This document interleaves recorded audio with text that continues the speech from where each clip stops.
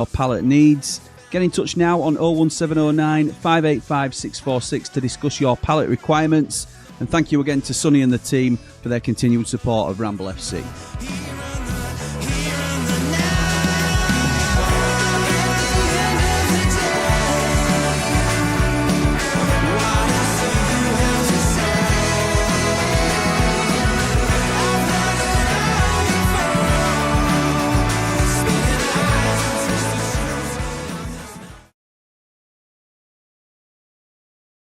What is happening, people? And welcome back to the Blades Ramble. Oh, it's not the Blades Ramble, it's Ramble FC. Oh, my word. I tell you what, because I was going to... Oh, it don't matter. It don't matter. I'm a little bit giddy this morning, as you can probably tell, or this afternoon now. It's just tipped over to 12. Hope you're all doing well. Last night was an absolute disaster for Sheffield United. And I know this isn't a Sheffield United channel per se, but a lot of the audience has followed us from Blades Ramble over here. So we tend to be heavily centric around Sheffield United, even though we're watching Oxford versus Leicester City today. Hopefully some of our rivals in the Championship at the top end being Leicester, we'll wait and see whether that comes to fruition. It may be much more likely now, having heard the news reported by Danny Hall that Sheffield United are considering the future of Ruben Sayers. Shock, horror, after a 5-0 demolition of Sheffield United last night by Ipswich Town. And Chris Wilder is being lined up for a sensational return. A second return, a third spell. Just incredible news. I've tried not to focus too much on Chris Wilder on this channel because everybody knows, and on Blades Ramble particularly, because everybody knows what I think of Chris Wilder. I think he's the best manager we have ever had. And I think that a return for him could completely change the fortunes. I don't think he should have been sacked in the first place. I know I'm not alone thinking that. But since he was sacked, a lot of people are now saying, you can't go back, you can't go back, you can't go back. Well, we went back once before and we got 92 points. And if people don't think that Chris Wilder is an improvement on Ruben Sayers, then I don't know what game you're watching. It's ridiculously exciting. We are here to watch a football match, so we will concentrate on that, I promise. But first and foremost, I want to introduce my co-host to talk about this essentially breaking news. It's Jord Motson. Jord Motson, the man on the mic, painting the match with a sound so right. Sheffield's pride, every fan can see. He's the voice of the Blades, their melody. Jordy boy, how's it going? I'm very well, thank you. Went last night, but I feel good this morning. Now I need you this afternoon.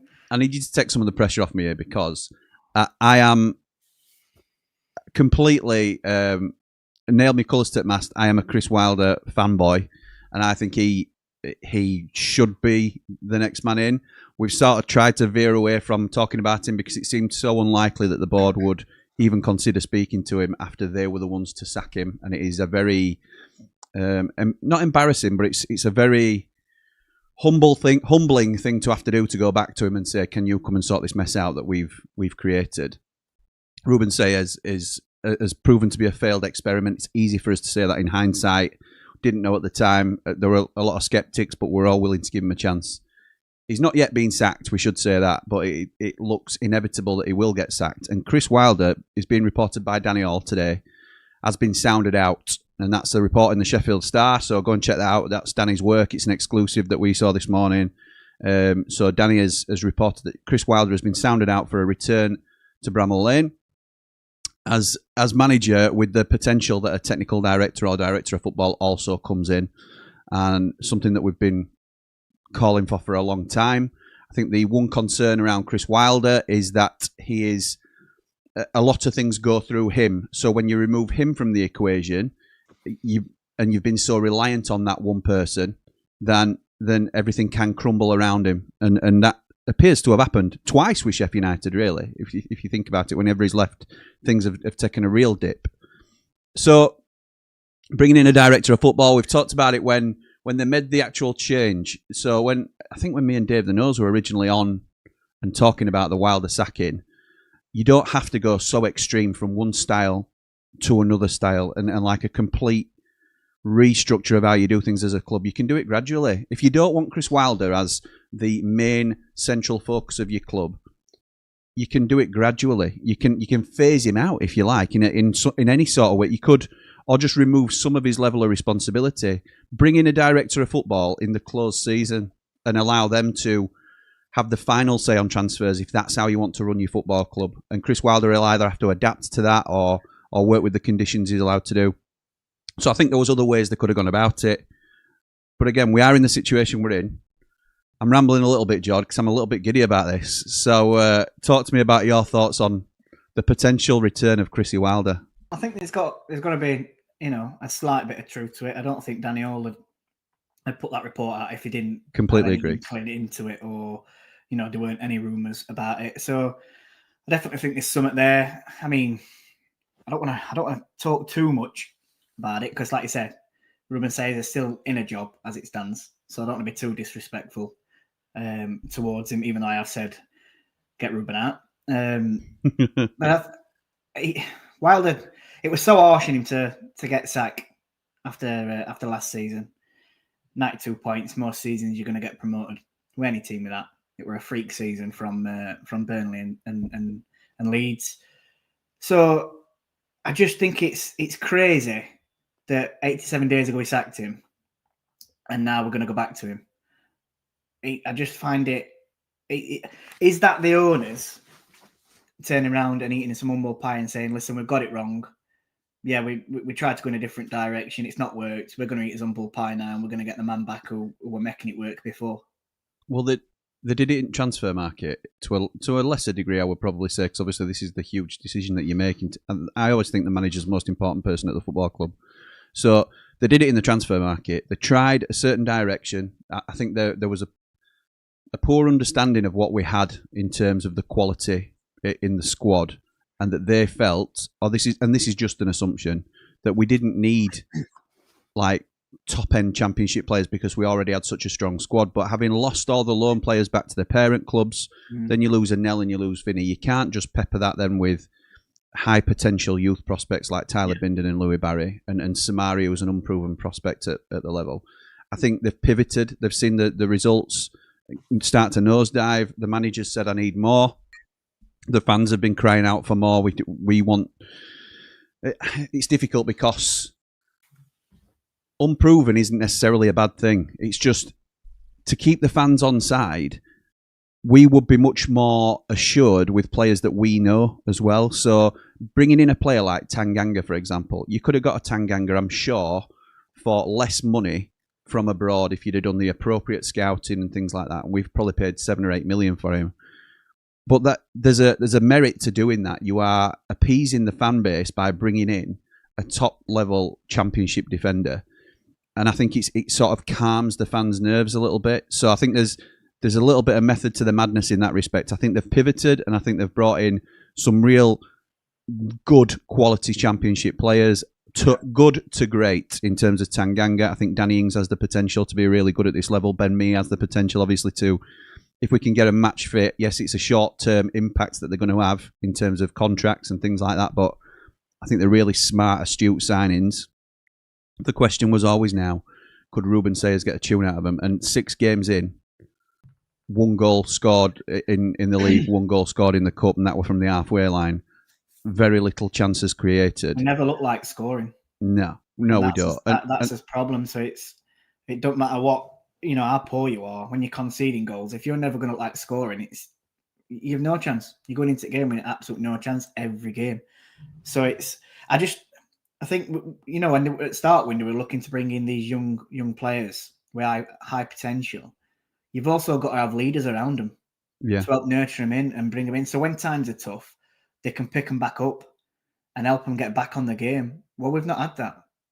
No, we've not had, I've not seen any leaders in that dressing room to be able to do that. So it's, as soon as we're going 1 and 2-0 down, heads are dropping. And especially yesterday, you see it 3-0. Well, as soon as it hit 3-0, everyone had just packed in. They couldn't wait to get off of that pitch. And I get it. Don't get me wrong. I get it. Why? Because they're just thinking, we're bottom at league here. This is 5 games in a row. Just, get me out of here. Get me off. I don't want nothing to do with this now. And I can understand why they're feeling like that. But it needs a leader in that dressing room. Chris Wilder's that leader, isn't he? He can pick them up, get them a bit of confidence in, and get us back on that. So we'll come on to this game in a minute, Jord, because we are obviously here for Oxford and Leicester. But what are your thoughts about a return for Chris Wilder? Do you think it's a mistake to go back to the same man, or would you be happy with it? I'd be happy with it. I mean, why wouldn't I be? I know people obviously, think we should go in a different direction, and I get it. I totally get it. I think the pull of it, he's got his own pull of what how he can come back and say, well, I need this, this, and this. But they can also say, yeah, but we're going to be working with either a technical director or a director of football now. You're going to have to work with that. That might then turn into him saying, yeah, that's fine. I can deal with that, but I want to bring in this man as a director of football now, because this is someone I think I can work with. Yeah. And then that's when you can start seeing us heading in a different direction, but having a manager still been there as a leader. And then if Chris Wilder does go again later down the line, that director of football might stay in place and still implement the style that they've been implementing. That's the whole point, isn't it? It's the continuity of the club rather than it resting on one man. So, I mean, we'll talk about this throughout the stream, Jord. I'm sure I've got it lined up for being main topic of 3MB tomorrow night. So it's going to rumble on. I'm sure rumble on, but but it's very exciting, particularly for Wilder fanboys like me, admitted Wilder fanboys. But I'd like to think it's not just because you're clouded by your judgment and you can't see what he brings. Last season we didn't get promoted. I understand that, but we got 92 points. I just think people, you can't argue with the facts. I know the football on the pitch wasn't the prettiest at times, and you could argue that maybe 3 or 4 games were the only games that we really sort of played expansive football and dominated a side. But we don't have to do that. We don't have to what would we do for a win right now? Never mind a brilliant performance. It's what you're going to get from Chris Wilder's teams. Yeah, players will run through brick walls for him. Yeah, and that's what we need right now. Well, I'm not even talking about trying to push for playoffs or anything like that. As it stands, yes, it's early in the season. We're in a relegation battle. And we need players that are going to run through brick walls for this, for this team and get us out of the mess that we're in. And Chris Wilder will bring that in his team. Love it, mate. Right, so we're here for Oxford and Leicester. While I change the colours, because it doesn't appear as though that's loaded up yet either, to be fair. But you let me know what's happening with these teams today. What do we think to Oxford and Leicester? Well, Oxford, I know they're down at bottom near us. It looks I don't know if they've lined up like this all season, to be honest. I've not took a massive interest in them. But they're going a 5-4-1. So they've got Jamie Cumming in goal, Matt Phillips at right back, 2 ex-players here, Matt Phillips and Ben Davis on the right-hand side of that centre half. Hellick, Sam Long, and then Jack Curry at left back. The right-hand side of the 4, they've got Placheta, Cam Brannigan, Dekirs Mecca, and what's his name? Philip Krastev, is it? Yeah, I think so, yeah. Philip Krastev, and then why not? Will Lancashire up top. Yeah. Another ex-played as well. Obviously, yeah, not playing any first-team games, but part of his youth setup. So for those that aren't aware, Matt Phillips, Jamie Dumpling, this is probably for him if he's watching somewhere. He's probably tucked up in bed, to be honest, after that long trip back yesterday. But Matt Phillips came on loan to Sheffield United when we were at Blackpool. And we're in League One season. Were we in League One there? Yeah. One at League One season. He were absolutely... About 6 or 7 games. He played up front, brilliant. He were brilliant. I thought he was right wing for us. Wing go up front. He was scoring goals anyway, I know that. Were it only 6 or 7 games? Are you sure? I'm sure? Yeah, because I'm sure... And from what I remember, it were a really short loan because I'm sure they called him back because we got him and Billy Clark. Yes, we did. I remember that. They came together. Going back, and I'm sure we kept Clark for the rest of the season. Well, he made a real impression for us, didn't he? He was brilliant, and for ages we were calling, "Can we get him back? We'll never get him back." What a player he was, and that's maybe up there with his peak, really, in terms of how well he's played. I know he's gone to higher levels than that, and West Brom would probably argue, and a few other clubs will probably argue that they got better. I think, to be honest, Blackpool probably got a tune out of him more at a higher level than us after that, but I was trying not to block that out. So Ben Davis as well, obviously played a season at Sheffield United on loan, been at Rangers most recently. You follow Rangers a bit, Jord. What's your thoughts on Ben Davis coming back to the Championship? It's probably about his level. Yeah, you think? Is what I'll say. A lot of Rangers fans aren't big fan of him. They can't wait to get shut of him. So if you can't like stand out at Scottish Premier League level, I think you're struggling, aren't you? Because that's nowhere near. I mean, obviously, we're on loan at Birmingham, weren't he, last season as well, well. in League One. I think a lower end Championship team is probably his level where he's at. I mean, he were at Preston, weren't he? And made his name there, and Liverpool signed him because they were desperate for defenders. And did he make a couple of appearances in Cup for him? And think that might have been one appearance or whatever. And then they sold him for profit. So I thought he did all right for us. I want gutted when we didn't get him permanently, but I thought he did okay for us. Helic, somebody who me and my dad got laughed at when we suggested that we sign him from Huddersfield Town. And look at him now; he's a real strong defender, this lad, and I think he's a quality operator at this level. Won't surprise me at all to see him get a move to a top end Championship side. It'll be for decent money now, I would have thought. Jim, trouble in box, doesn't he? Especially when you've got both boxes, a long throw in. Like, I know he's not playing today, but if Volks comes on second half and it's a tight game and they get these long throwing, he's going to cause trouble. Absolutely right. A long throwing. I like the keeper, Jamie Cumming, as well. I think he's really good. I think it's Jamie. I don't know whether it's Jamie. Yeah, Jamie Cumming. Yeah, I thought it was, but he's really good young goalkeeper. And keep your eye on Cam Brannigan in the middle, which we've seen before plenty of times. Really strong centre midfielder at this level. I think this is probably his level, to be fair. He's spent a lot of his time in League One, but a very good player for them. Ex-Liverpool academy lad, I think. And Will Lancashire, like Jord says, came through the Sheffield United academy, got bought out of the academy before he played. I don't think he played a professional game for us. No, he didn't. He never made a first team appearance for us. £2 million apparently. Will likely have a sell on there, but has got a little bit of everything. Really like him as a player. He's done well at whatever youth level he's played at. Done really, really well. Tottenham like him as well, so he's now out on Europa League for Tottenham. Yeah, he's a good young prospect, and I think obviously it will lower the price that we got for him in terms of what he could go on to do. But I think it's probably about market value in terms of not playing a professional game for us. So he went out on loan to West Brom back end of last season. Didn't have much joy, in all honesty, but he's getting a chance now at Oxford. I don't think you were getting starts at them, though, were you? We're just making some appearances here and there. Whereas he's starting games for Oxford, so he's getting his chance. Yeah, agreed. Moving on to Leicester then, pal. Talk us through this Leicester team. Yeah, they've got Stolar. I'm saying this is how it's pronounced. I don't know, so we'll go with it. But it's Stolachik in net. Hamza Chowdhury at right back. Akole and Vestergaard at centre half. United's worst ever left back I've seen, I think, Luke Thomas at left back. Oliver Skip and Samare at centre mid. They've got Fatawu, Ramsey and Mavadide along the midfield three. Well, the attacking three. And Jordan Ayew up front. We were saying before, weren't we? It's a really good team for this level. Yeah. Really strong. Aaron Ramsey's a bit of a cheat code, if we're honest, at the level. Oliver Skip played in the Premier League, obviously. Samari's made a really good start. Fatawu on the right-hand side, which is Isahaku. Vestergaard, experienced centre-half.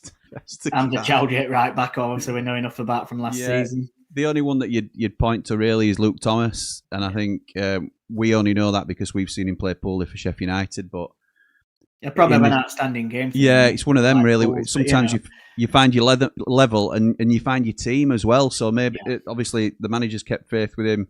It's Cifuentes now in charge of Leicester, and he obviously sees something in Luke Thomas. So I'll be interested to see how he gets on today. Yes, mate, it's going to be an interesting game, this one. So who was your money on? Leicester. You think Leicester? I don't think it'll be an high-scoring game. I'm gonna say 2-0 Leicester. I think Oxford might nick something here. Yeah, I quite like him as a side. I think Gary Rowett's a bit of a shrewd operator. Yeah, he is. I'm going to say one apiece. So we'll see. We'll see how we get on. Have you got for us? We're battling at the bottom. We want Oxford to probably lose. So you can't say we're battling at the bottom. Oh, mate. Yeah, I know we are. I know. It's we can. The thing is, we can talk about saying this team should be higher than what it is, and I know you're right. We should be looking at playoffs. Where we are now, we've lost 5 games in a row. The only thing we can start looking at is getting out of that relegation zone. and that is the God's honest truth. I Um, think we've got to be realistic in the moment, I'm afraid. I think you bang on. What's your match bingo card looking like? Well, I dropped a clanger. So instead of putting 1 on, I've put 4 on. So you got 5? Have I got 5? Yeah, because you get 5 for price of 4, don't you? Well, I've probably got, yeah. So I don't. What's yours? Because I've got every single bingo card you can imagine here. So I've got a line which I quite fancy. One is free kick to Oxford and kicking off a half. So I've got a 50% chance of that coming in early. A goal for either side ending in 0. And I've got a headed goal awarded for Leicester. And then I've got a second sub for Leicester. So I might have to wait on that coming in a little bit, but it's looking decent, that, for me. I'll talk about mine further on in game, because if they start coming in, then I'll be able to look at which ones I need to keep an eye on. So I think it'd be better. There's only 10 players at minute, which means your chances of getting 10 a line. players and I've got 5 cards. And I'll still not win. But yeah, odds are better than usual. So if you're not already and you want to join in with us, then get yourself a match bingo card following our link, obviously, in the description. But yes, mate. So let's get into some comments, because I wonder what they'll be talking about. So let's have a look. Sam starts off saying, we didn't play too badly in the first half, and second half we collapsed. From Danny Hall, Blades management are talking to Chris Wilder, says Scottish Blade. Yes, mate. Mark Meldrew with a little goat emoji saying, up the Chris Wilder. Oh, Matt saying, has he gone yet? Not yet, pal. Not yet. But we've got the... have I got it on here? Yeah, I have. The breaking news thing ready to go. If that if it comes in. Excited then, thinking you're actually breaking news. No, sorry. I will when it happens. Behavior. Helen says, brother-in-law was 60 yesterday. Massive Blade said he wanted clowns for his birthday. Happy birthday to your brother-in-law, Helen. Well, he got clowns, didn't he? Alessandro says, how's it gone? Midday and we haven't seen a corner flag image and statement. I know, mate. I know. The only thing I'm thinking with that is, if they've sacked him, they've got to go through all legal paperwork and everything, get that in place, haven't they? And that might be why they've not announced it straight away. They just might be getting all legalities in place. Then they might not even announce it today. They might not announce it tomorrow. It might be they want to chat to a few managers. They've already sacked him, chat to a few people, and then announce that he's gone, just like Forest did. And then a couple of hours later, announced that Chris Wilder's new manager. Well, the thing is, we had a few comments last night on 90 after 90. Oh, they were quick to sack Wilder. Well, they weren't, if you remember. They weren't quick at all. It took 3 weeks after the playoff final for him to sack him. Yeah, well, but that's because they've been... Sayers, didn't they? Yeah, they've been doing all the stuff in the background. So they might be doing that again. Sayers went straight in. So that could well be the thought. I don't want to get too down this Wilder rabbit hole, because I don't want to be disappointed if it's not Wilder. Yeah. So it's a really tricky balance to find. I think I'm half and half at the moment. You want to stick with Sayers? They could be sounding out Chris Wilder, and Chris Wilder could quite easily turn around and say, "Jog on, mate. I'm not interested now." So they could sound him out as much as they want. He might not want to come back. But I feel like, I know people get sick of me talking about Chris Wilder, but I feel like we've got license to do it today. Talk about Chris Wilder? Yeah, I know, a little bit. But who is in a better position to fix this mess than Chris Wilder? No, I agree. There's nobody. I'll not give you an argument against it, because I'm a Chris Wilder fanboy myself, so it's hard for me to then disagree against it. But yeah, we'll see. We will see. He'd love somebody like Danny Ings as well. Getting hold of a Danny Ings. Yeah. Andrew says, excited, Jim. You what, mate? Stop getting yourself excited. I can't, mate. I can't. This will be it now. It'll be a big from 12 hours ago. And Michael Carrick will get announced, and it'll be a huge drop off, and I'll be like, oh, let's all get behind Carrick. Dream team: CW, Nilly, Jags defensive coach, Billy forward coach, Wilder to director of football after 2 years, and coaches step up if ready. Organic Blades. So I love the sort of sentiment behind that, Andrew. I think you've always got to go best in class. That's first and foremost. But I am sort of attached to the sentimental side of it. The only thing I would say is, I don't see Chris Wilder as a director of football. I don't think he's finished in management yet. No, I agree. I think director of football. He's the epitome of a touchline manager who lives and breathes every kick, really. So I don't think he is as interested in the business side of the game. I don't mean to speak for him because I don't know him, but but I would be surprised if that was his next move. It might be eventually. It might be more Sir Alex Ferguson role at Man United, where he's more an advisor to the board and things like that, and an ambassador for the club. That might be, if he steps away from management, that might be more his bag, where he still has a say at Sheffield United. But I don't see him being he's the man that organises the transfers and stuff. Because I think at the moment, he's the man that says to the club, I want this man, this man, this man, and this man. You go get him for me. So we'll see. We'll see. Nige says, afternoon, gents. Heard Wilder's back on the cards. Try not to mention his name on here or in general, as I'm all for change, but I'll take anything at the minute with this clown in charge. But it worries me that this will happen and against, like Jimmy said, twice it's already happened. So do you think we should write this season off and take the time to find the right man for the job, bar Wilder? Up the Blades, up the Ramble, up behind the Ramble, up Ramble FC. Like and subscribe. Thank you, Nige. So I think you know where I'm going with this, but I'm going to ask you, Jord, would you write the season off, sack him now, and then take your time to find somebody other than Wilder? I can see why people are thinking that, because this, people do want a change in direction, and it doesn't happen overnight. But we're bottom of the league. We've lost 5 games in a row, and we need someone to come in and change it straight away. Otherwise, why do we need a change in direction? It's bad. It is bad. So it's... Why?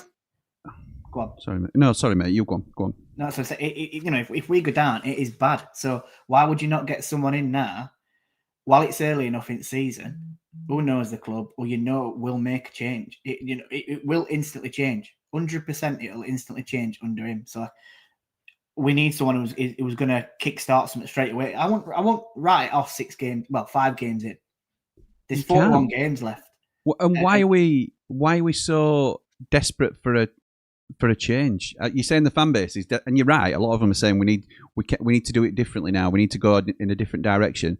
Why do we? 92 points. Why do we need a new direction to that? I don't really understand it. I think I would understand it more if people were saying we need a new structure to the club and we can't be as reliant on a one-man manager, if you like. It's not one man. We have to establish that. It's like Alan Neil comes in, Matt Prestige comes in, all the team comes in around him like was there before.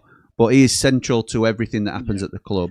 I understand that, wanting to move away from it. What people worry about is that we need something else after Chris Wilder, though. We can't keep going back to Chris Wilder every single time. When it's going wrong, Chris Wilder can't just be the answer all the time. I agree with that. But I get that at the same time. But why don't you build your structure around him then, in terms of preparing for life after him as well? I mean, I don't mean make it all Chris Wilder centric. What I mean is building contingencies for when he does eventually like what leave. We did with Eki as well.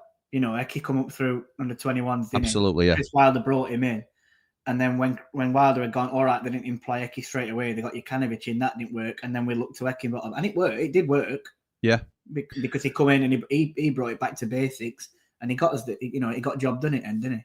I wonder. I don't think this is the reason we brought him in, but somebody like when Keith Andrews came in and was part of the coaching staff, was that? I think it was just to fill a void at the time. But could you do something like that?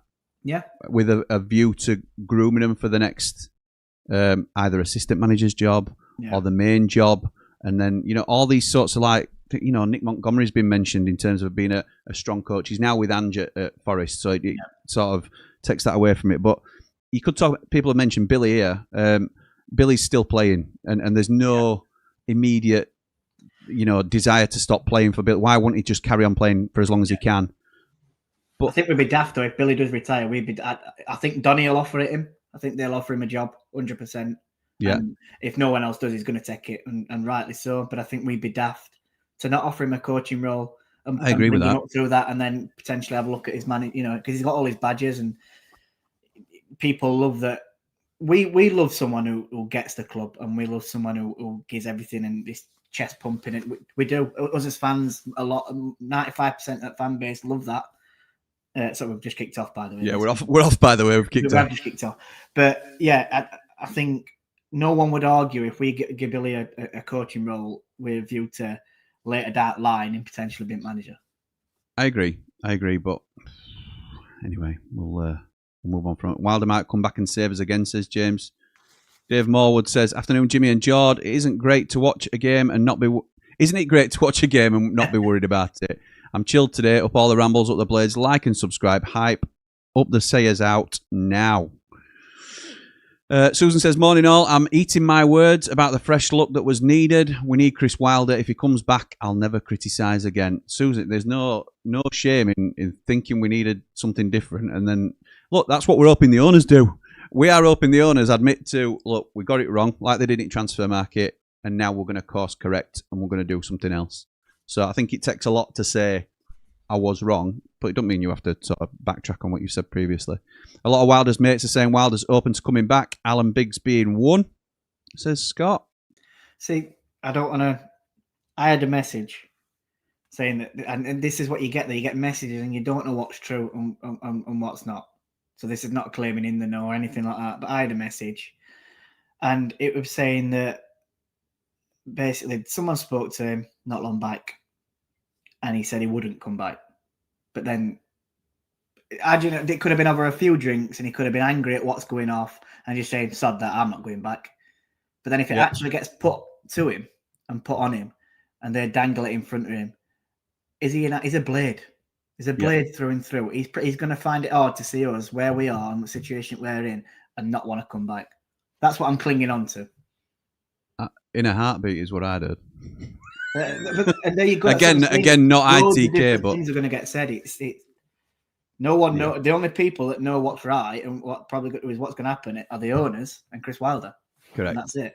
And it'll depend what they can offer him as well. It's not just, I mean, finance will play a huge part in it, and I'm sure they'll be willing to pay him because they should be. Yeah. But it'll also be stuff like who he's going to work with, what his boundaries are going to be, and what they expect from him, and where there'll be all sorts of stuff to thrash out. It's a corner to Leicester, by the way. Yeah. It's going to be an in-swinger. Step back stick in it. So that's skip. It's headed clear by Ellick. Of course it is. Oh, away come Oxford. Leicester pushed every man forward. Hamza Chowdhury last man back, but he's not even going to make that, to be honest. Krastev, weren't it? Krastev pushed into the centre and he gets brought down. It's a free kick and a yellow card already. We're 3 minutes in and Samaria gets a yellow card.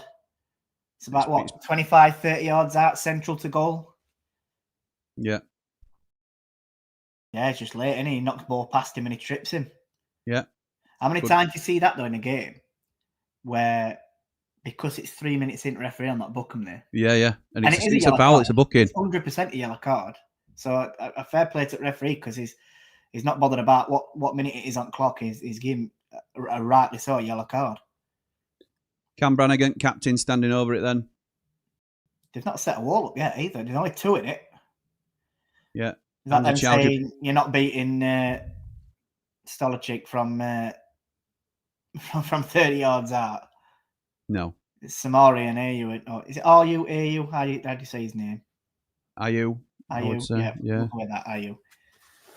It is quite. It's a fair distance out. See, the thing is with this, you could always steps up, hits it straight into the wall. See, with them sort of distances, I don't think he's necessarily expecting to score. Obviously, he's trying to score. Maybe not expecting it, but if you hit it with enough power, which he did. Full ball back. Will Lancashire into the box. It's defended well by Leicester. Look at that. Oh, nice touch. It's good from Decay's Mecca, though, that, innit?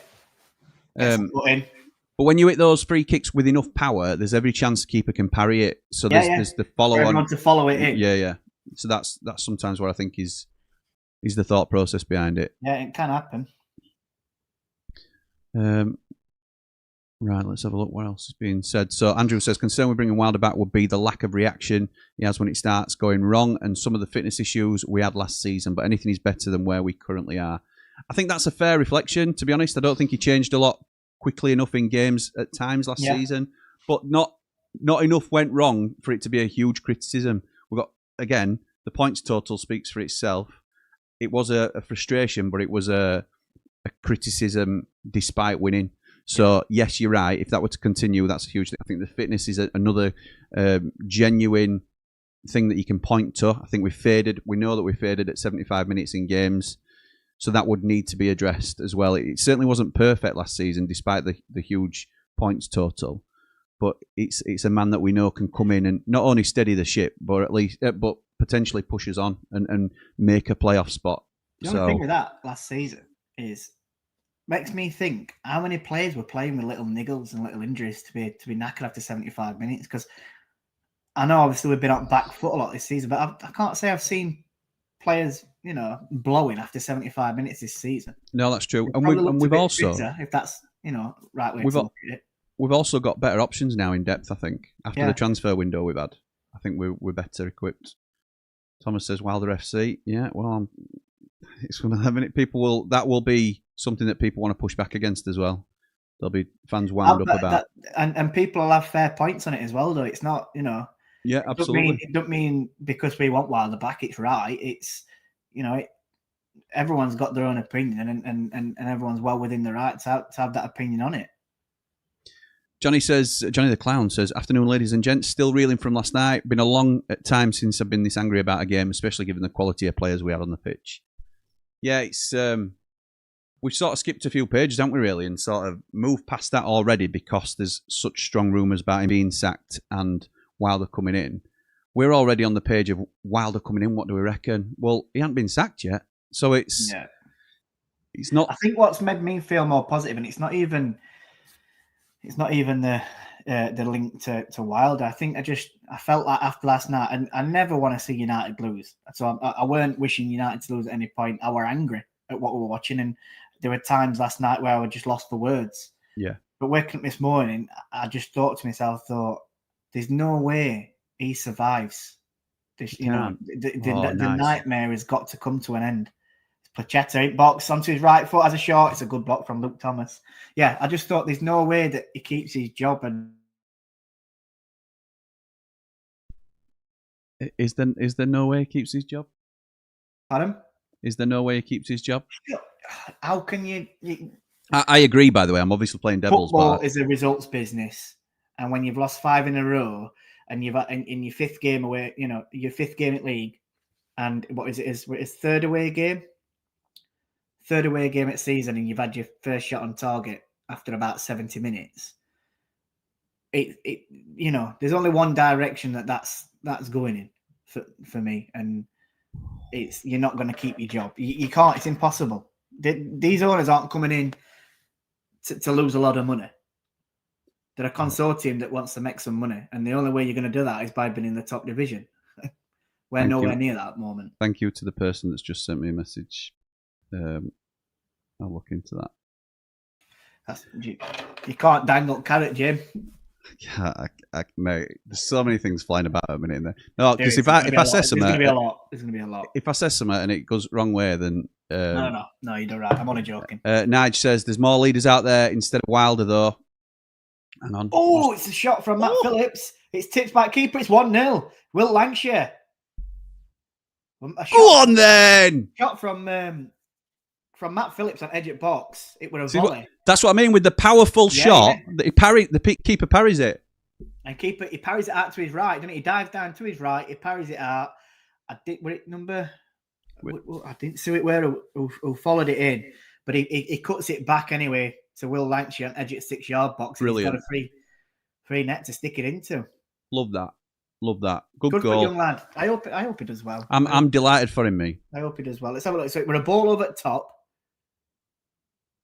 It's flicked on. Do you know it was flicked on by Hellick.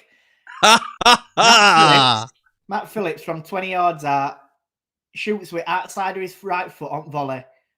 Brilliant technical play. To his right. He pushes it out. He don't push it far enough.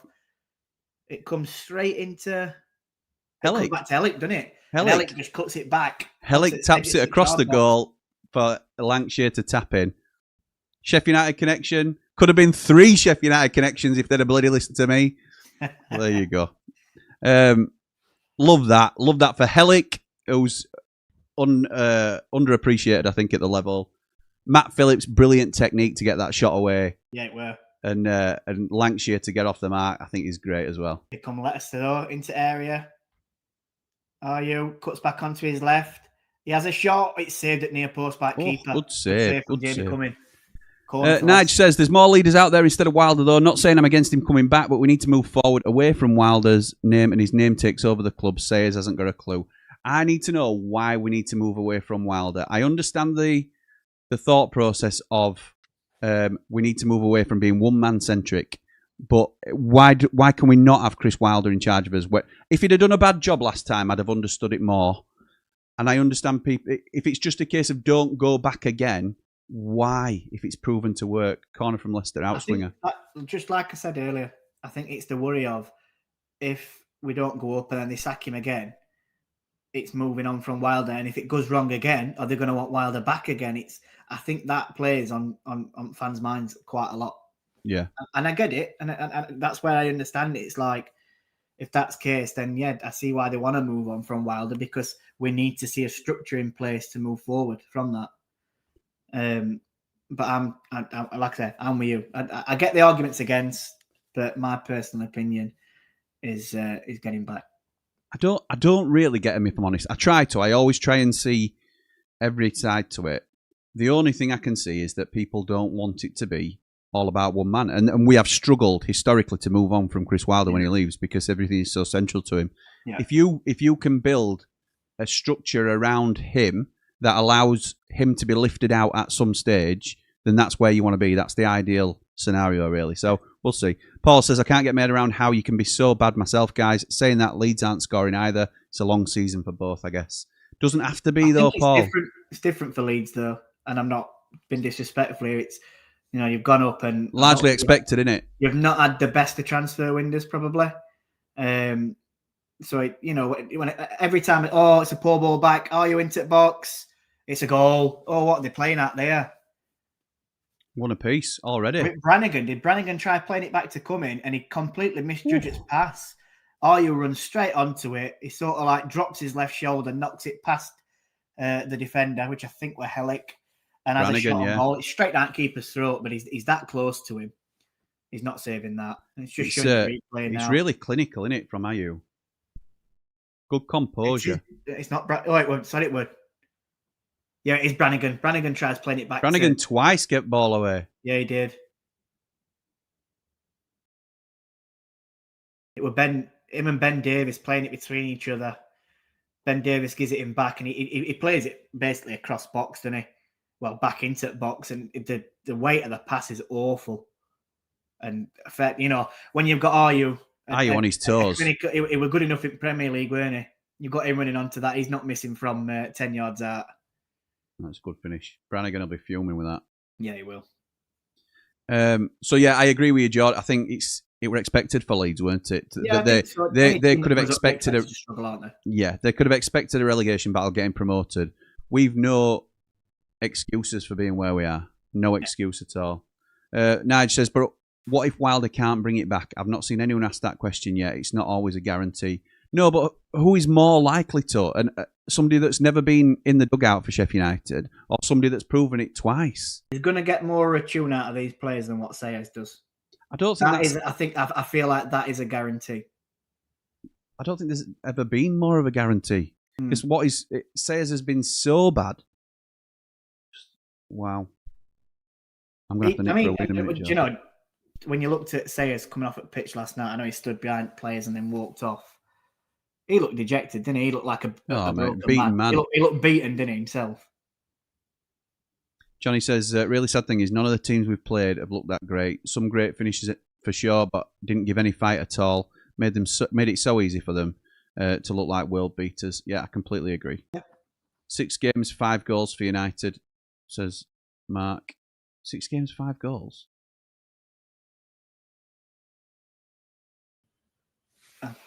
Does he mean Lancashire? I'm not sure. Yeah, but that's it. Never. If it's Lancashire, it's not for. 6. That must be. That'll be. What's his name? He was just that shot. Matt Phillips. Matt Phillips. I said 6 or 7. Did I say 7? 6 or 7? I can remember it. Because I Good was work, Mark Meldrew. he went, when they recalled him. Good work, mate. They need to start well because 9 points will happen. That's Leicester. I assume you mean Paul. Johnny says if they're approached Wilder, it's really a really bold move to eat that much humble pie, but not getting excited yet. It'll be 3-3 this. High scoring weekend, I reckon, says Nige. And I said to you, I think it'll be a tight game. To be fair to Nige, I'm on comments from 20 past 12, so this will be before kick-off, he said that. Oh, it's a ball through. Vestergaard comes across, don't get it. Plachet has a shot. Oh my God! Oh, it's a shot from 25 yards out. He's curled it with his left foot to keeper's right, and it's hit the bar. Let me just go for a wee, Jord. I'll be back in a minute, pal. That is a great keep him entertained. So Plachet, he gets ball. He's on edge at box. He cuts back onto his right. Vestergaard tries to take it off him. He doesn't. He strikes it with his left foot. It hits bar and then bounces back off at keeper. And it was going towards goal, but obviously Stolichik gets to it, and that'd have been some goal that if that had hit back at net. Wow, it's a great start to the game though. Both teams quite end to end, both making a few mistakes. It's a lot better than what I expected. If I'm honest, I thought it was going to be a really tight game, and especially in the first 10-15 minutes, I thought it were going to be two teams that were going to try and suss each other out a bit, and then maybe it open up. But it's been quite wide open. Leicester are currently on ball, and they lose it, and it goes out for a throw into Oxford just on the halfway line down on this left hand side. Yeah, what a great start to this game that is, and it's good to see at the same time because the amount of times me and Jimmy have watched these watch-alongs, and they've been boring 0-0s or 1-1s, and there's not been too much to the game and not much for us to commentate on really, and we're going through comments. And it's good, don't get me wrong, it's good to read comments out and it's good to have that interaction, but at the same time we're here for a watch-along, and it's nice to see a bit more action and to be able to commentate on it so people get a good feel for the game. And I feel like that, we've commented quite a lot on this first 15 minutes. I'm back. In fact, I've just done a Man Mountain, just rambled on for have you? Minutes. Good lad. Thank you for that. Have I missed out? Not really. Okay. Leicester player's gone down here. He's holding his face. I think because I was rambling on, I missed what happened. But it's a throw. We're a throw into Oxford, but I don't know if he's gave a free kick here. Okay. Leicester have had a ridiculously easy start, says Paul. Look at their fixtures except for Birmingham. Scott says, I have a question for you guys. If Wilder does come back, what formation do you think he returns with? 3-5-2 or a 4-2-3-1 with the squad that we have at the minute? Oh, good question.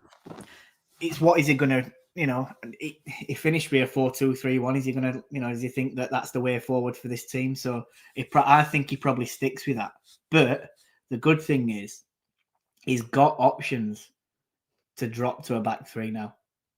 With the defensive recruitment that we've brought in, we can now drop to that back three. We win backs again. So it's very interesting, isn't it? You think we do? I think he sticks with... Well, saying that, though, if he's been watching games, I don't know. I really don't know. We're guessing, aren't we, really? Because Yeah. we know he can play both. So we're guessing. There's arguments for it and against it. Yeah. I'd like us to go back to three at back. I just think I think I would. I was crying out for it yesterday. My team lineup that I'd have had compared to Sayers' we're starting a back three yesterday. We win backs. Yeah, agreed. Won't surprise me at all. Just got back from shopping, says Ray. Has he gone yet? Get Chris back. Oh, unlucky Lancashire. Tried to play a ball through two centre halves into Matt Phillips and they just intercepted. But if that goes through, Phillips is into the box there and he's getting a shot away. Mark Meldrew, I don't know if this is part of the song, but Money talks, dirty cash, I want you, dirty cash, I need you, oh. But it doesn't say it, but I don't sing, don't dance, and it don't walk. Okay. Bingo card in, says Johnny. Yes, mate. Love to see it. According to TalkSport, Wilder is open to coming back. and these people they're getting rumours from places, aren't they? They're not going to be reporting it if there's not something to it. I'm not saying it's 100% true, but reports are out there. So, you love to see it. Don't care about getting my hopes up, says Brett. Bring back the king. Don't expect miracles from Wilder, but he definitely levels us up. Billy came back 3 times and was a success. I said that last season, though. All the blades up, all the rambles from him, and he performed one. I know we didn't get it up at line, but the overall in players that we had last season, for him to get us to 92 points were an absolute magnificent job. Alan Biggs also saying CW is receptive to coming back. Could you imagine? So what time are we on? We're on 10 to 1. Yeah. This time next Saturday, it's already been announced. Wilder's back. Don't. You're getting me all. Going to be in triple point. Can you imagine? Fast forward a little bit further. We beat Charlton 2-0. Oh, we beat Charlton 2-0. We're going up. And he's punching the air, patting the badge. We're all going balmy, aren't we? We're all going absolutely balmy. Absolutely. Oh. Nige says, my point exactly, George. We can't keep going back to Wilder and expect him to keep fixing things. And like I said, Nige, I totally get where you're coming from, and I understand that side of it, and that's people's fears that every time it goes wrong, are we just going to keep going back to Chris Wilder? I get it. I do think it's a fair point. Absolutely, it is. Andrew says, I've said it before on here, we're slowly becoming Peterborough with Wilder. Yes, you have said it. I remember you saying it. Can't move on from him, and the fan base don't like any replacements. We need that structure change you're mentioning. Luke says, have you seen what the Bladesman's just posted? That were at 12. I know he says that I did see before we come on stream. I think his opinion was that he doesn't want him back. Yeah, he started giving his opinions on this, which is So he's posted 4 minutes ago, and I think it's took from the Mail. It says Chris Wilder's return to Sheffield United is a genuine possibility.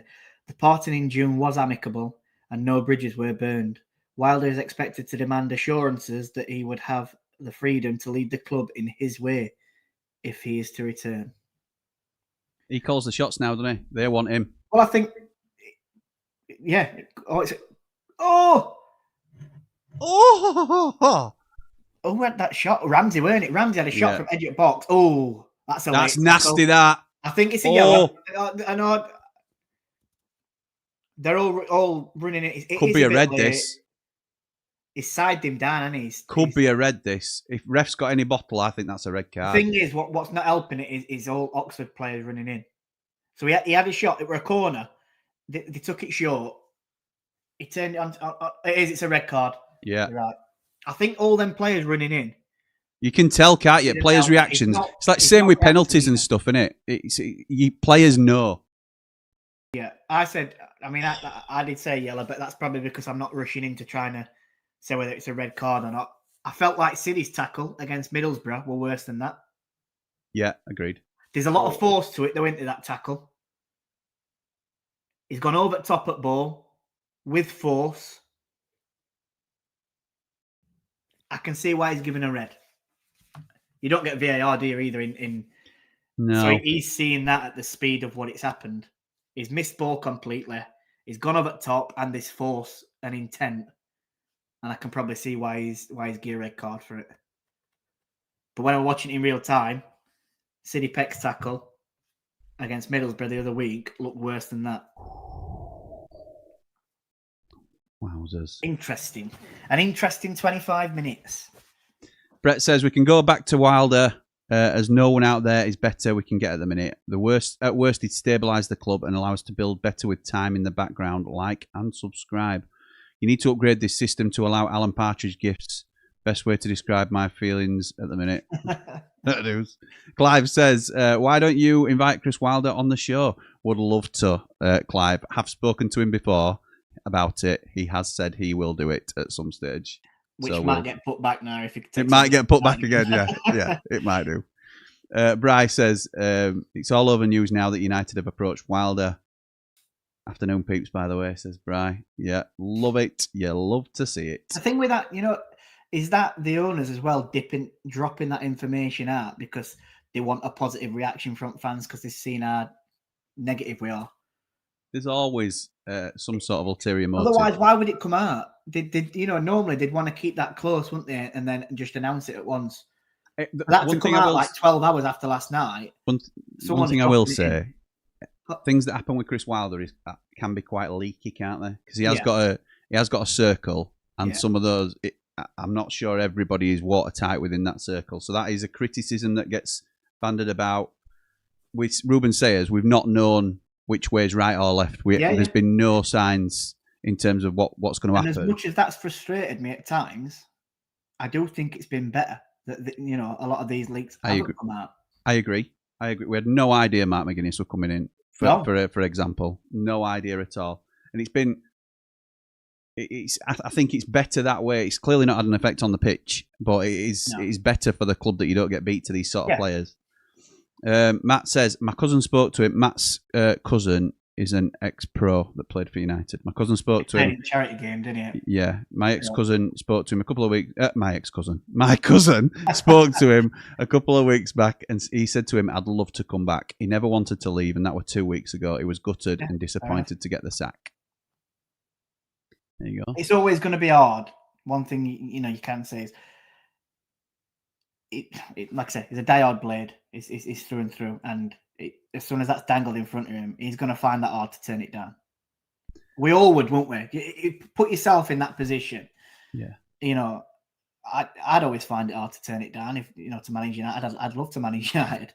I've not got the credentials to do that, but if I was in that position where I had, I'd always come back no matter what. If it meant I were there 10 times, I'd do it. Oh, Leicester just clear it. Scottish Blade says, J&J, I've been watching the Blade since 1968. We've never played sexy football. We've always been about graft and identity. Any Blades manager needs to fit this mould. You can't change who we are.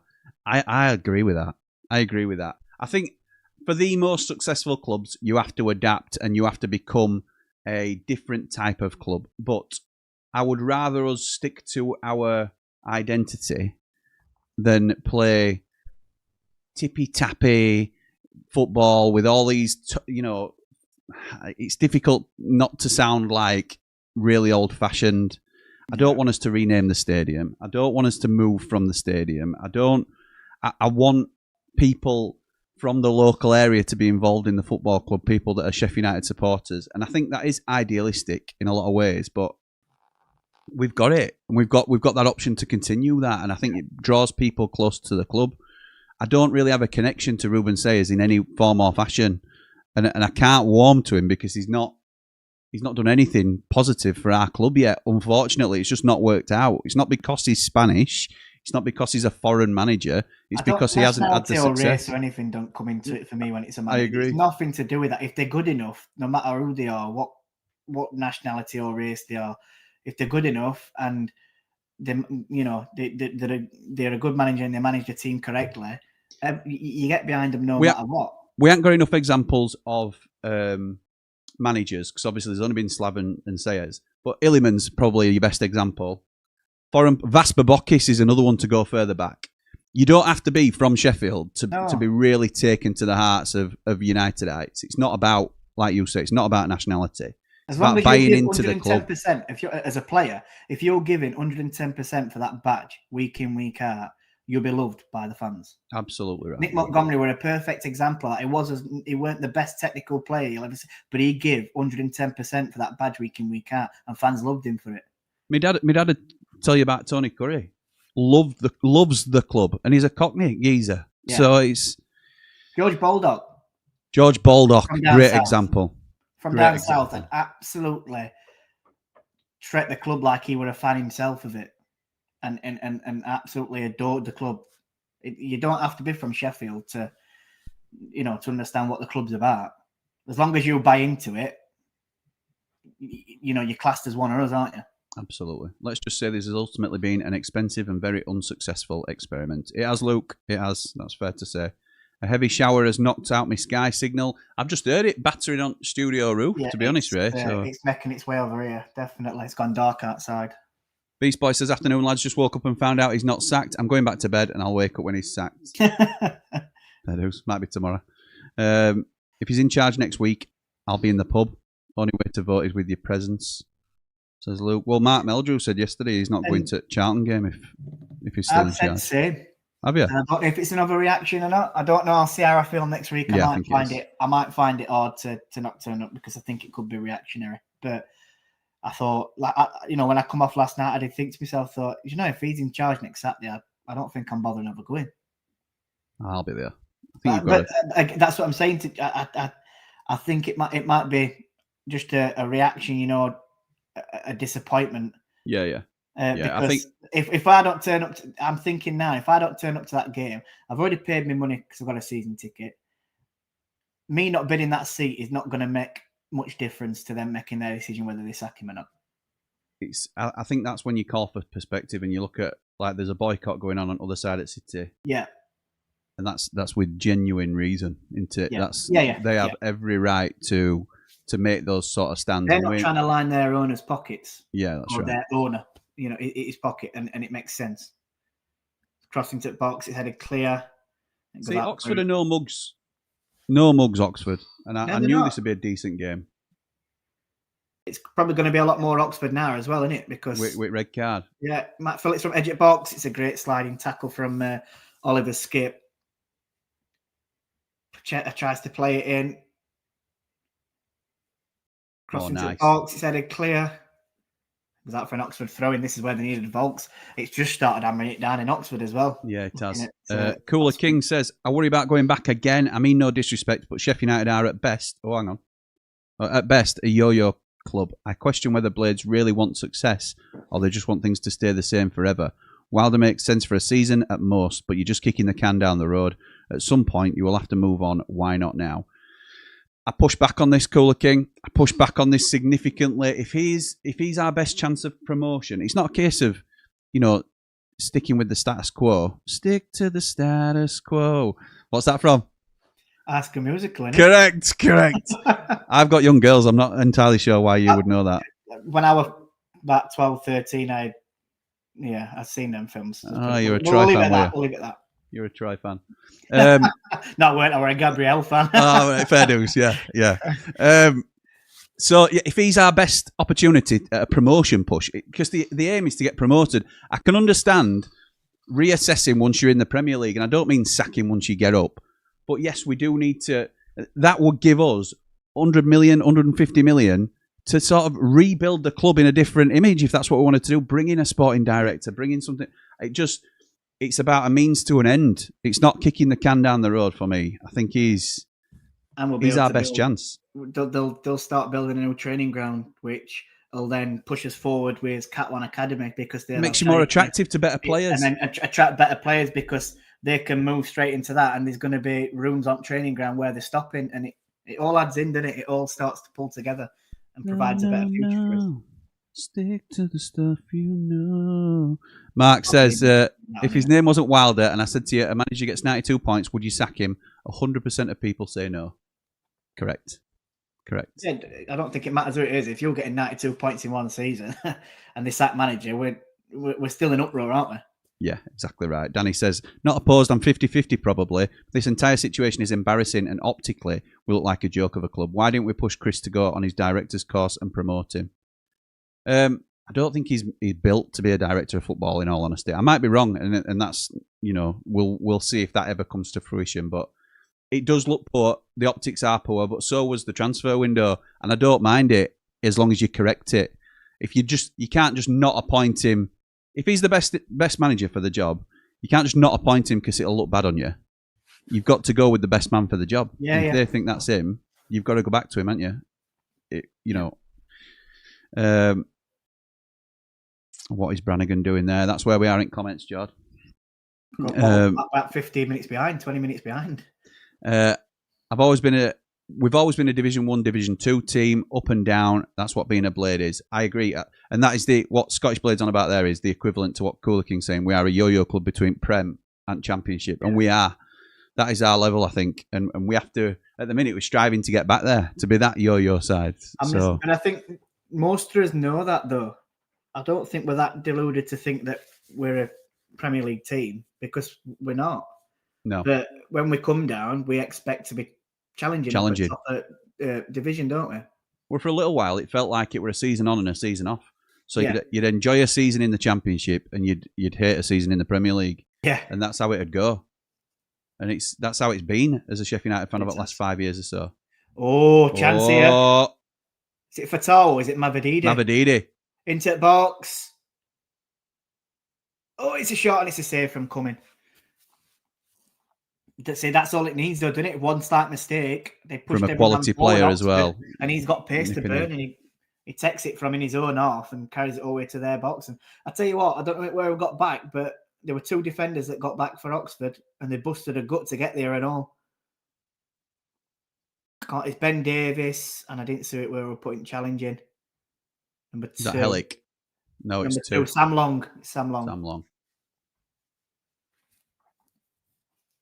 See, that's what you need, doing it. Like, he's done a counter attack, and 2 and 3 players are busting a gut to get back in box, and it stops him from getting an easy shot away. He had to cut back on his right to then have that shot. Morning, lads. Have I missed out? Not yet. Brett says some fans are more opposed to Wilder than Roll, and more because they don't want to sound wrong when they called for his head. Rather that they think he's not good enough. Rather than they don't think he's good enough for the club. I'd take anyone that's better. Bryce says people reach for Wilder because they know he can steady the ship and turn it around, getting us at least a playoff position. Let's hope so, pal. David says the owners did not come over to watch last night's game, in my opinion, just to watch the game. I think they came to see firsthand to act on it, so they need to bring a man in who can turn it around immediately. 100% they knew what they were doing yesterday. We said that when we found out that they don't just come just to think, oh, we'll go and watch a game. They've seen how, or they've heard, and they're listening to people that are working at club. They've heard how bad it is.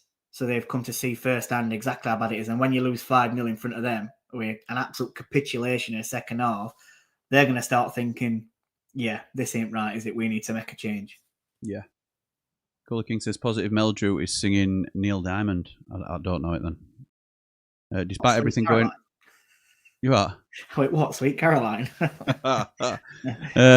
Despite everything going on the way... What song they're singing? Last night with quality. Say again? It's called Money Talks, I think. And it says it don't sing and dance and it can't walk. Right, okay. I'll you can sing it to us if you want. No. Money Talks. That one. Oh, yes, I do know it. I do know it. Dance and it don't walk. Yes, correct. Nice, Jord. That's getting clipped. Yeah. Everyone wants to sign me up for some singing. I'm available. Nice. Does weddings and christenings, all sorts. I'll book my bus down for Charlton now, says Scottish Blade. Ray says Jimmy knows something. Just give us a wink to confirm. Danny says busy day at the lane. Spanish removal truck in car park. Yeah. Daz says if Wilder comes back, he's a ready-made better. It's a ready-made better squad than what he'd left with. In fact, any decent manager gets a tune out of these players. Mr. Cool in goal, one of the best defenders in the league, best midfielder in the league. Yeah, I think what we know as well with that, I know we keep coming back to it, is you've got players like Cooper, who we brought in. Burrows. Who were poor yesterday, by the way. Yeah, and the players that have been poor, they will react to Chris Wilder being back. 100%. These links that are coming out, we don't. What could have happened last night after the game is owners might have spoke to players and said, not necessarily what do you think we should do, but do you have a suggestion in which way we go here? And they might have turned around and said, we want Chris Wilder back. Yeah. You don't know. It can easily be stuff like that. I'm not saying it is, but it could easily be something like that, and they've gone, right, that's it then. That's what we're doing. We'll see. It's exciting. Maury says Chrissy Wilder and Alan Neil. Mark says it's Neil Diamond, Forever in Blue. Forever in Blue, that's it. Forever in Blue jeans.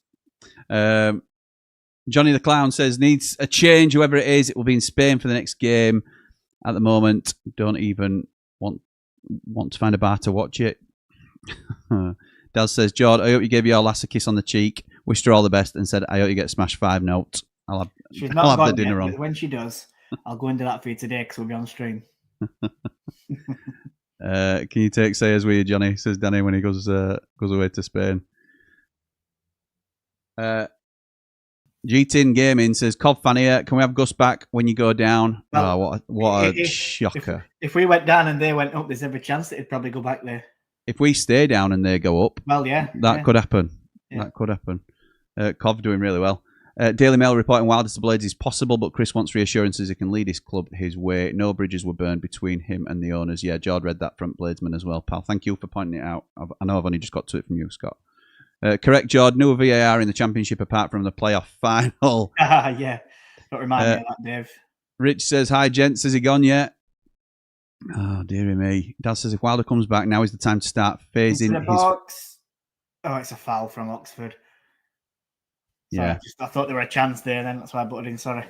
Now is the time to start phasing in his future replacement, something they should have done after Wembley. We need to start building for the future now after Wilder has gone. I don't think you should be appointing the next manager now, but there should certainly be a structure in place where there's a bit of a production line of a pathway to somebody becoming the next or being groomed to be the next manager of the club. It's just smart business. Jimmy, just imagine hot off the presser back to Danny will be fit for the weekend. Yeah. We're going to give. He's back on the grass. Oh, don't I can't. Oh God, I'm gonna. Blades love a 1 o'clock announcement, says Maury. They don't, clearly. They clearly don't. And let's not have any of this in plat chat again. They love a 2 o'clock announcement. They love a 3 o'clock announcement. It's like Maury's polls. Wow. Prime example, Basham. Prime example of what, Nige? Best foreign manager for me was Porterfield, says Daz. Ray says, we know we are. We know what we're about. We've had a manager who knows that he's like us, lives and breathes United. The King, Chris Wilder, bring him back. There's a stat that's there. I'll quote who it is. It's mainly things Sheffield United on X, and it would put up in this game. I think it's in Charlton game. Sorry, so it's a shot conversion rate, and the lowest this season, obviously, is us with 1.7%. Charlton and Millwall are down there with 3.8% and 4.7%. Wednesday with 5.8% and Oxford with 8.2%. But how 1.7% shots conversion rate? That is awful. It makes sense though, doesn't it? Because we want to score 1 goal. But it's not a good looking stat, that is it? I'm getting loads of messages about Wilder, you know. It's expected though, isn't it? Yeah. From Plat Ramblers, you mean? Or no. Andrew says prime example is Vinny Souza in terms of a player taking United taking a player to heart. Yeah. Everyone hated him first season, branded as lazy, but he turned the fans around by fighting and getting stuck into tackles. Absolutely right. And that's what Nigel's talking about with Bath. Oh, it's in. 2-1, Oxford, corner. We're in that swinging corner. I think it's Helic who he heads it towards goal. It takes a deflection. Keeper's gone to his right-hand side to save it. It takes a deflection. Helic. And headed goal for Oxford. I had that on my bingo card. I hadn't even looked at that. Yes, it's 2-1 Oxford. Obviously, Leicester. If you are joining us, Leicester are down to 10 men. 2 lines have been claimed. 2 lines have been claimed? Yeah. You're going to hate it if it's me. No, it's Jan. It's going wide, you know. Ellick heads it to his left-hand side. It comes from right. Art Swinger. He's on penalty spot. He heads it to his left. It's not Ellick, is it? It's Ben Davis. Who's it? Oh, it's going way wide. It's an own goal, that. And it takes a deflection off Bubakari Samara straight into goal. When your luck's not in there today.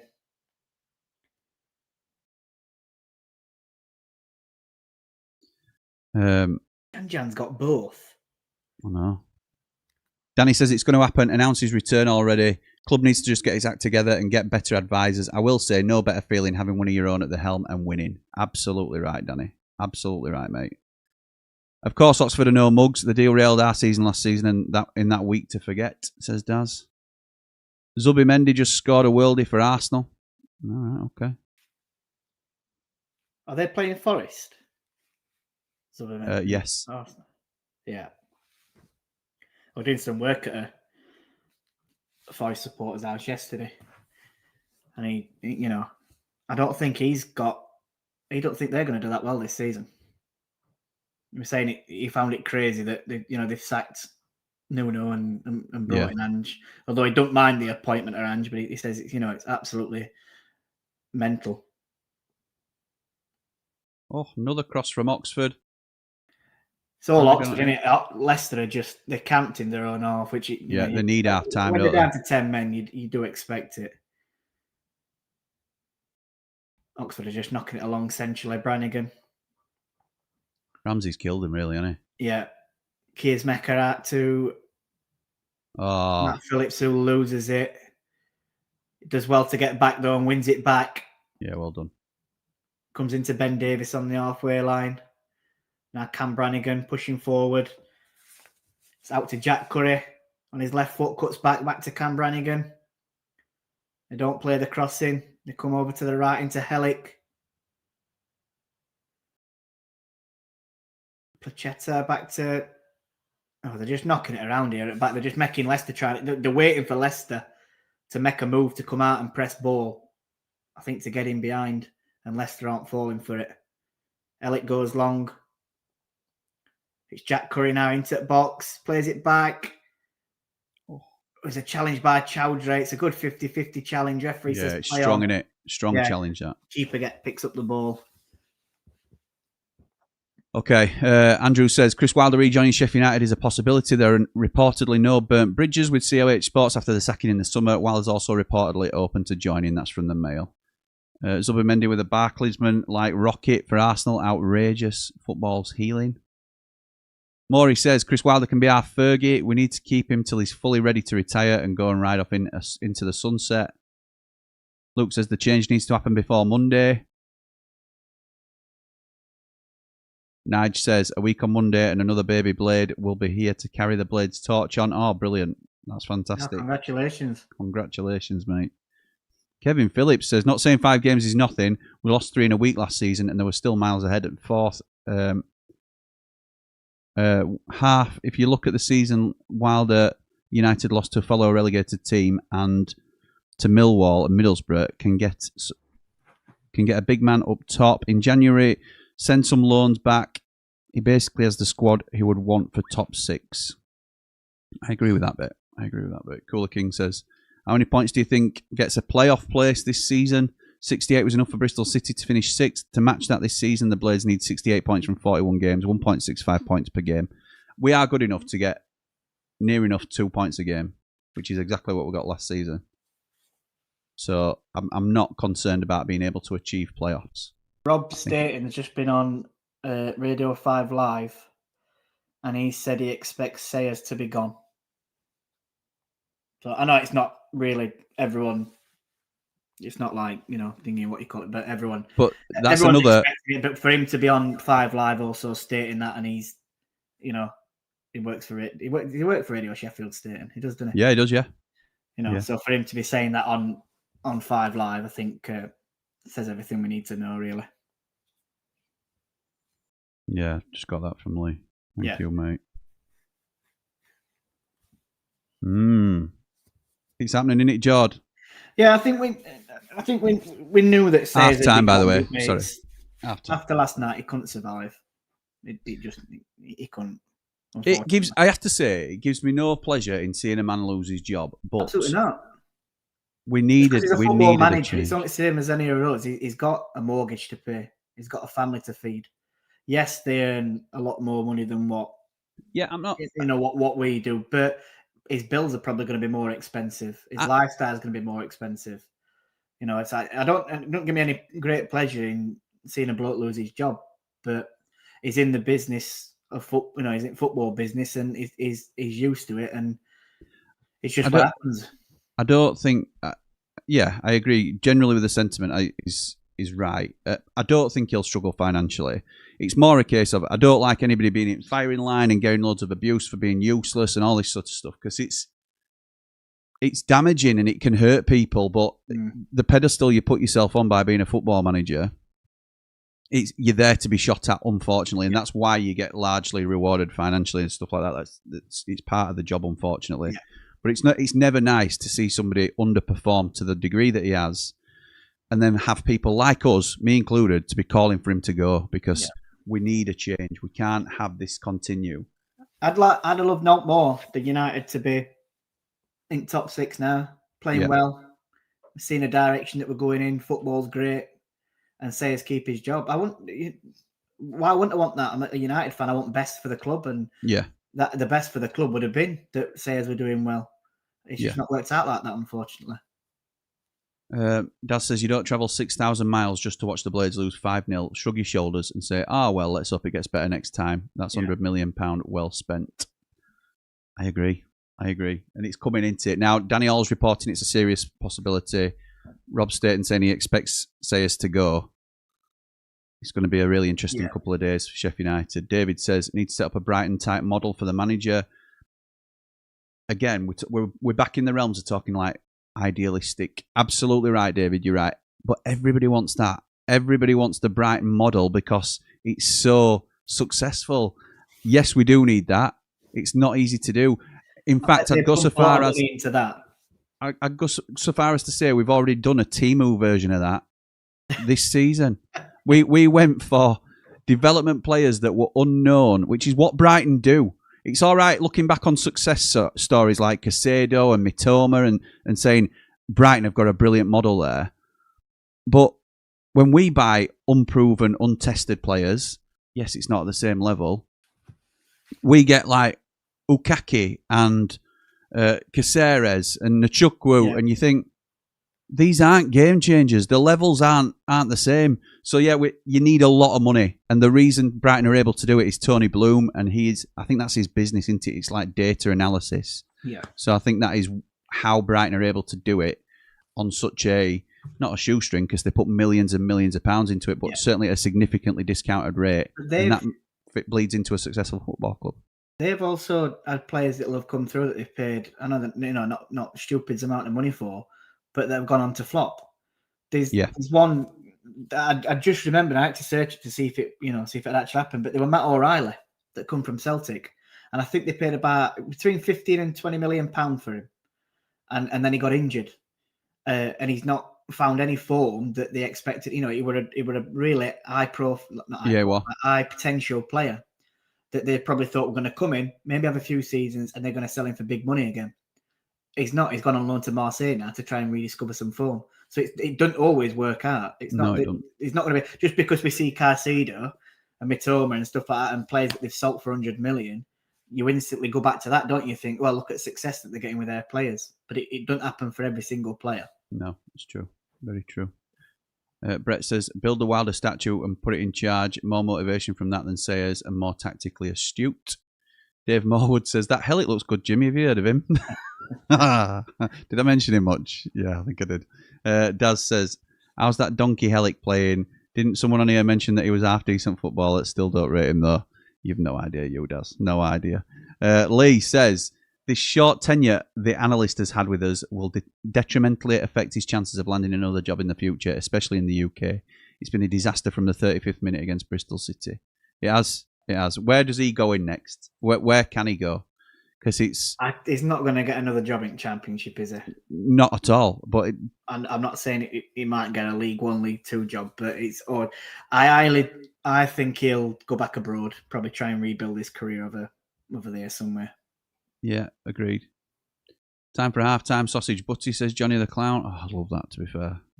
I had one for my breakfast this morning, so I can't have two in a row. Daz says, exactly, Jord. I don't like anyone being sacked. It happened to me and took me about 18 months to get over it, both mentally and financially. Unfortunately, it's not worked out for Sayers. Yeah, agreed. Agreed. And Maury says, don't knock Timu. Sorry, Maury. Apologies, pal. Is that where you get your hair products from?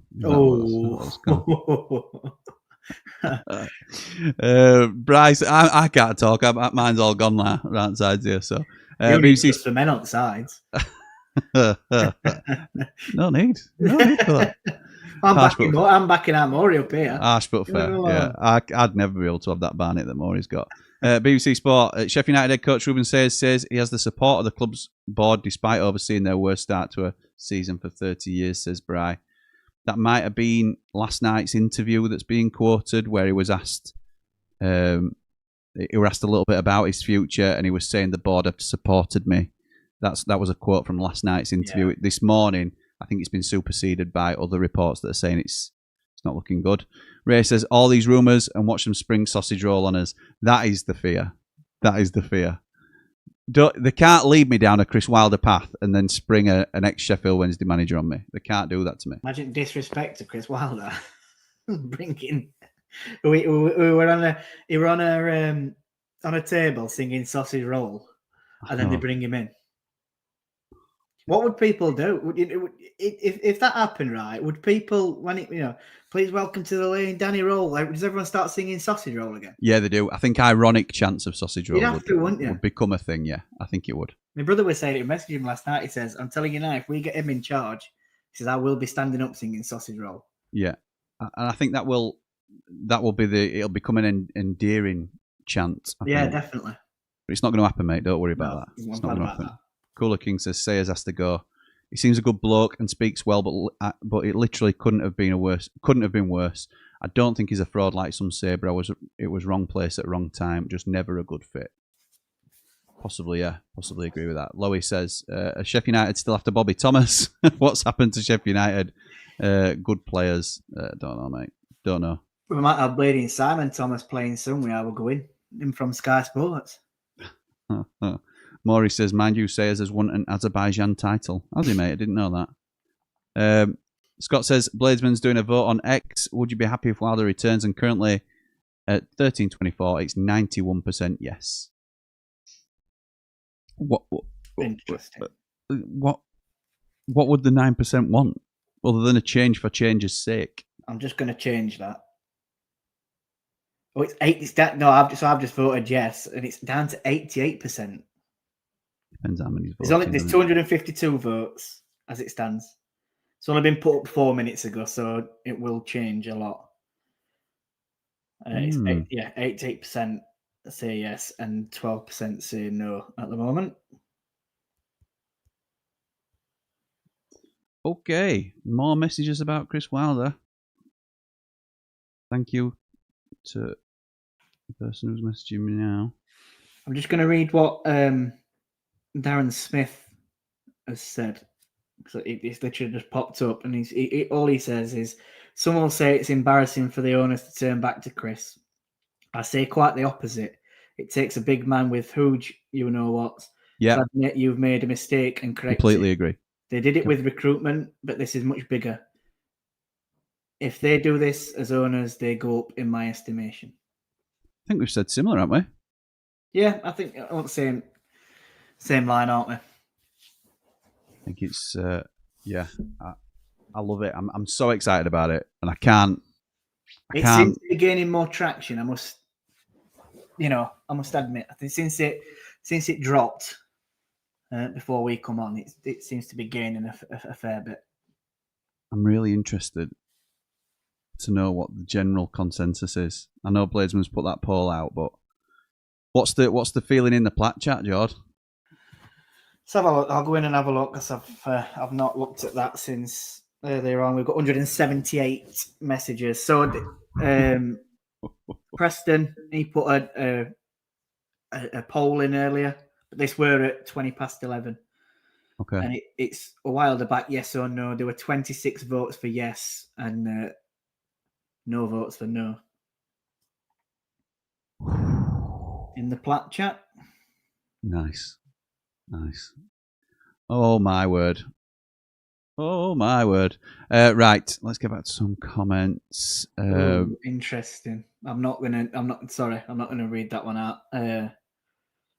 Something I've seen. That's from someone who is we'll say close to the club, knows a few things. That's just put something, and if it is usually quite correct, isn't he? What? You can't do that. Just saying it. Where's it on? It's in plat chat. All right. Okay. You'll know, and shouldn't really say it because it gets people excited, but you'll know what my thoughts are and why I'm. Oh yes. Reading into that. Yes. So if you want to join our Platinum chat, then the link is in the perfect time to advertise it. Oh, mate. Oh, it's so exciting. Lee says, on the Tony Bloom recruitment analysis business, Ipswich paid to use it in League. Yes. I don't know if we mentioned this enough, to be honest, but I think it was Lee that brought this to our attention. Yeah, it were. Ipswich paid to use it in League One and the Championship, but were stopped from using it whilst in the Premier League by Tony Bloom. Don't know if using it again. Yeah, I believe they are using it again. I believe they are. They have shown interest. I don't know if it's officially they're using it again, because I think they've had quite a poor window, to be honest. But unless that might be where the young wingers come from, not the one that's supposed to be the next big thing, like a wonder kid. That might be something like Brighton's model. What, that money? Right. No, I'm talking of Leicester, aren't I? You talk about Ipswich. Ipswich last night, they bought a wonder kid for the right wing. Him from Norway, is it? Yeah, I think so, something like that. Not Hansen. That's him from Middlesbrough. I know what you mean.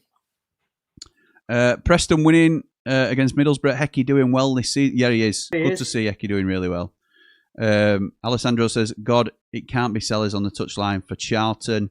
They're beating Millwall currently, and we'd look like such an easy win to them. Be much more confident with Wilder back on the touchline.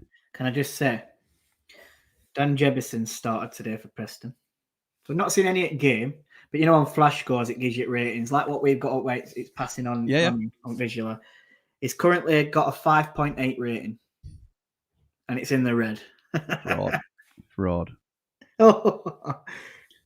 Imagine the disrespect to the S6 PE teacher from every corner of the ground. Absolutely no chance. If we think the abuse Sayers gets, you'd need extra security in the South Stand after a defeat with him in. It could be very toxic very quick if it goes wrong for Danny Roll, if he's the next manager at Sheffield United. I don't think it'll happen. I'm loving the fact that Chris Wilder's the one being linked. Cooler King says at least Wilder won't be able to pick Brewster and Robinson, so he'd already be better than last season. That's got to be worth 5 or 6 points in itself. No, he's Robinson got Cannon gone. Instead. Robinson gone. That's owners do this. They go 99.999. Say again, mate. Who's his captain going to be? I think I know what club captain would be. It'd be Blaster still, wouldn't it? He's going to pick Blaster Bates while he's injured. Ben Mee's going to be captain. He's got to be captain. Yeah, I think so. Lee says, let's be honest, the opinion of the owners and their decision couldn't be much lower, so it's not really saying much. I don't know. I think it's harsh, that, Lee, to be honest. Look, they made a terrible decision in sacking him in first place. They then picked in hindsight, they picked the wrong man and gone with the wrong recruitment strategy. But what have they done since?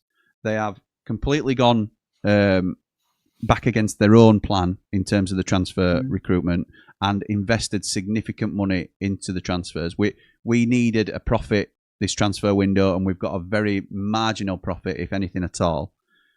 And then now it's not gone right, and after 5 league games, we're on about changing the manager. We all agree, it's 99% now of fans agree that, if not more, that Ruben Sayers should be removed from his position. So they're making a change as quickly as they can, really. So I think that's harsh on the owners, if I'm honest. Shame on you. Kev says, I worry is the confidence of the players, especially Burrows and Peck, needs someone like Chris Wilder to give them a boost. Completely agree. Just going back to owners, yes, I think they were in the wrong when they sacked Wilder, and I were open and honest about that. Yep. I'm still a bit reserved on their judgment, as I feel they've not. I know it's different with a manager, isn't it? They want results on pitch. I'm giving them this season to then make my mind up on how I think they're operating. We're back underway, by the way. Thing is, they never claimed to be football people. They've come in as investors. They want to make money out of us as a club, which I think we all acknowledge can only be done as a Premier League club. Yep. So they want promotion and success as well, but they never claimed to be experts. And what they've done is they've made mistakes early on, which I think us as football fans probably saw coming, and that's why we've been a little bit restless and unhappy with things. But they've rectified it, and they look to be rectifying the biggest one of all in the manager appointment. And if it's Chris Wilder, for a lot of us, that'll be icing on cake. So we'll wait and see, mate. We'll wait and see. No time to waste, says David. Bring him home, up the blades. Callum says, so happy Wilder's coming back. Not confirmed yet, Cal. Not confirmed yet. Rodwell says, Jimmy, we have a problem. Rumour is Wilder only willing to return if we recall Robbo. Where's this poll, lads, on X? Yeah, it's Bladesman's poll on X. That's now you know. Tazzy says, if Wilder comes in, we need a new backroom staff. Nearly is past his sell-by date. I disagree with that, but... Harsh. How do we know? How do we know that Nearly's past his sell-by date, Tazzy? Is it because he hasn't looked in the best of health recently? Does that mean he's well past it? I think that's an assumption more than anything else. I think it's always good to sort of plan for the future and not only have an eye on who could be Chris Wilder's successor in 2, 3, 5, 10 years' time, but also who can be Chris Wilder's next assistant manager if Nearly wants to retire in the next couple of years. There's all sorts of merit to thinking about things like that. He's got experience in a football playing career, so he's played football, and he's got experience obviously as a manager, which I know he weren't the best, but he's got tons of experience as an assistant manager. He's got more experience than Ruben Sazer's got all over the park. And so there's also is he past his best? There's also things like people don't, us included, by the way. I'm not saying I know something nobody else knows, but we don't know how influential Nearly is on Wilder, because Wilder often gives him a lot of credit for tactical innovations in the past. Yeah, we don't know what Nearly's contact list is like. We know he's really well thought of in the game, so he may have connections to people that Wilder might not necessarily be pally with. But he could say, Nearly, what do you reckon to this lad? The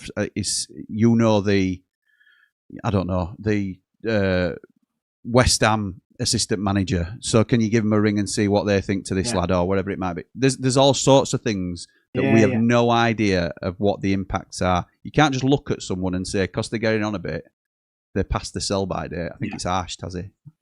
We all age. You are? We all age. Yeah, we do. Unfortunately, Jord's already told me I need some Just for Men, but I'm gonna let it slide. Wilder managing Tanganga would be good. I think we would be very solid defensively under Wilder. Build from the back and move forward, says Brett. Easy to eat humble pie when there's millions at stake for the owners. Yeah, fair. Yeah. Overlapping centre half football again? Then yes, please. We have the players for it 100%. I'm not sure we do for overlapping centre halves. You're not going to get Chris Basham and Jack O'Connell again. Yeah, I think Ben Godfrey could get up and down. I wouldn't necessarily fancy him to be a bit of a ball playing defender. And who's going to go on left? Who's going to be left hand side of that? Well, Ben Mee is a 35. That's what I mean. 35-year-old McGuinness. It's not. Who was the slowest player on the pitch yesterday? My brother messaged me and he thought Mark McGuinness played more like Paddy McGuinness last night. Yeah, I'm trying to give him a chance, to be honest. I said that. I said I'm not going to judge him off last night, to be honest, because it's his first game and he's coming in at a time where we are absolutely horrific. So, Dad says Americans don't do embarrassment; they only do money. If they think it'll make them money, then they'll do what's best for their pockets. And investment football is a business, and they'll see this as a business. Absolutely right. Tazzy comes back and says it's his set plays, corners. We've looked terrible. We need a fresh approach. That's fair. That's fair. I think we do need to mix it up. Tackle on Matt Phillips by Vestergaard. Play on. Is he going to come back to it? Oxford have a shot. It just goes wide. It's a yellow card for Vestergaard. Yeah, that were a bit naughty. Bell Differs says, is Wilder actually coming back for you guys, Jimbo? Great news. If he does, hopefully it turns around for you, Jimbo. Love the content from a Burnley fan. Watch out tomorrow. 2-1 win. Up the Clarets. Up the Ramble. Top man. Thank you, mate. Yeah, it looks likely that there's a bit of momentum behind it, which would be incredible. Burnley, I like it. I like his confidence. He's going for a Burnley 2-1 win tomorrow, isn't he? They're only playing Liverpool. Yeah, easy. Up the Clarets. Let's be honest, the fitness of the players was horrendous. Yeah, but do we put that all at Nearly's door then, Tazzy? I'm not sure. I think it's harsh. That's a lovely effort, though, by De Kirschmacher. Felt bad for McGuinness, says Alessandro. Won't judge yet, but he didn't half move like knee-high in cement. Yeah, it wasn't the quickest, was he? I never once thought he was a quick centre-back. He's a big... He's like you look at Vestergaard. He's not exactly a quick centre back. The 6'4", 6'5" giants, aren't they? They're never going to be able, unless you're Mickey van der Ven. You're not going to be able to move at at a fast pace. True. Nige says they do it in walking football over 60s, so why not for overlapping centre backs? I'd expect at championship level it moves a little bit quicker than Nige, but let me have a look at what people are saying. John Asquith letting me know that he doesn't watch Ramble FC, which is disgraceful. He can't do because he keeps messaging me asking me, mate, what's happening? What's happening? I think, is he coming off, Matt Phillips? He's limping towards half rail. I don't know if they're making a sub or not. It looks like Jordy boy, it's party time. Oh, mama. Blink twice. I'll wink as many times as you want. Matt Phillips goes off injured, unfortunately. I didn't see what it was. Come on. It said L, but I don't know if it said Harris or... Couldn't quite tell what his... They don't get beauty of that. Oh, he does. Yeah, Harris.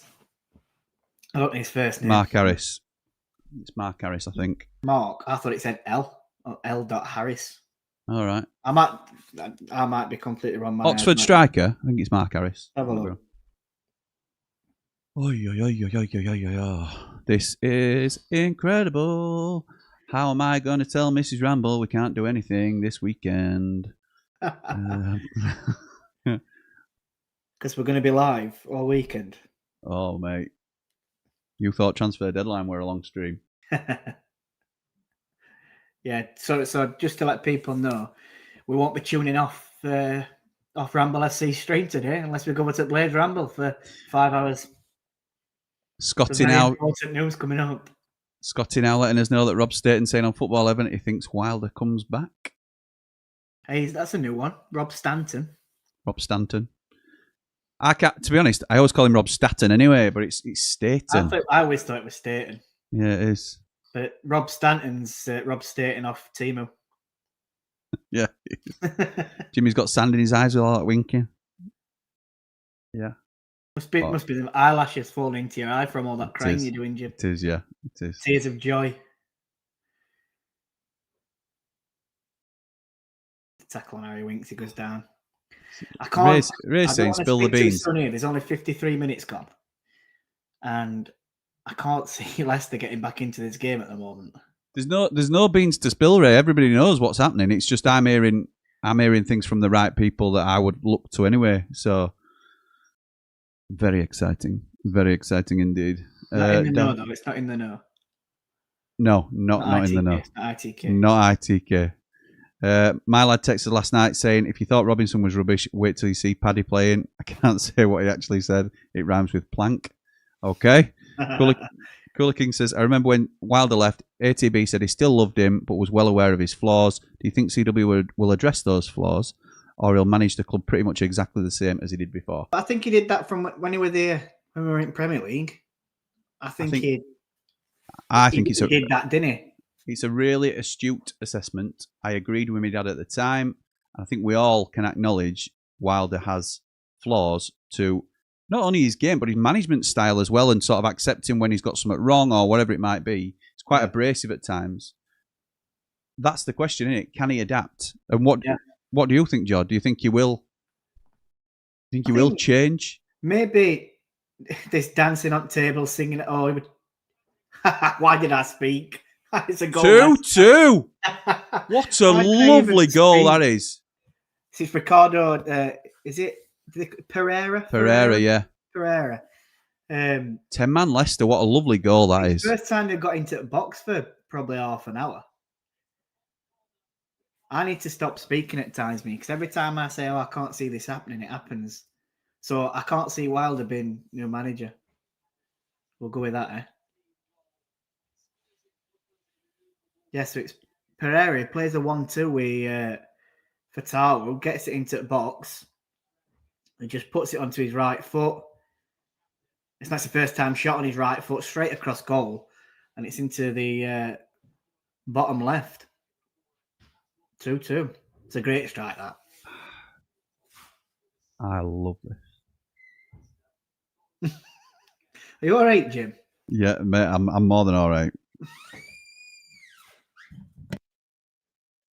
Does Leanne know that there's the return of the king? Yeah, Return of the King.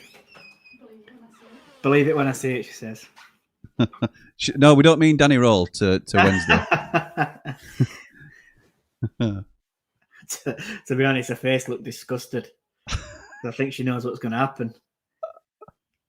Yeah. The thing is, we were having a chat earlier, and she said, "Like, I'd love to play you on that because we'd actually have a chance." I'd hate to play them. And I agree with you. I think they absolutely have a chance of beating us.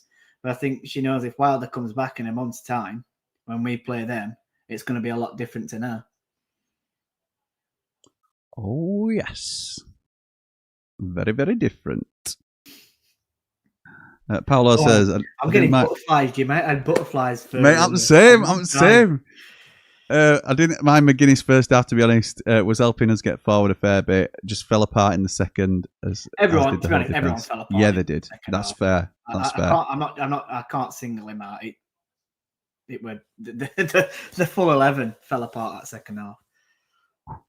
I mean, it says it all. Michael Cooper, last season, absolute rock in between net, weren't he?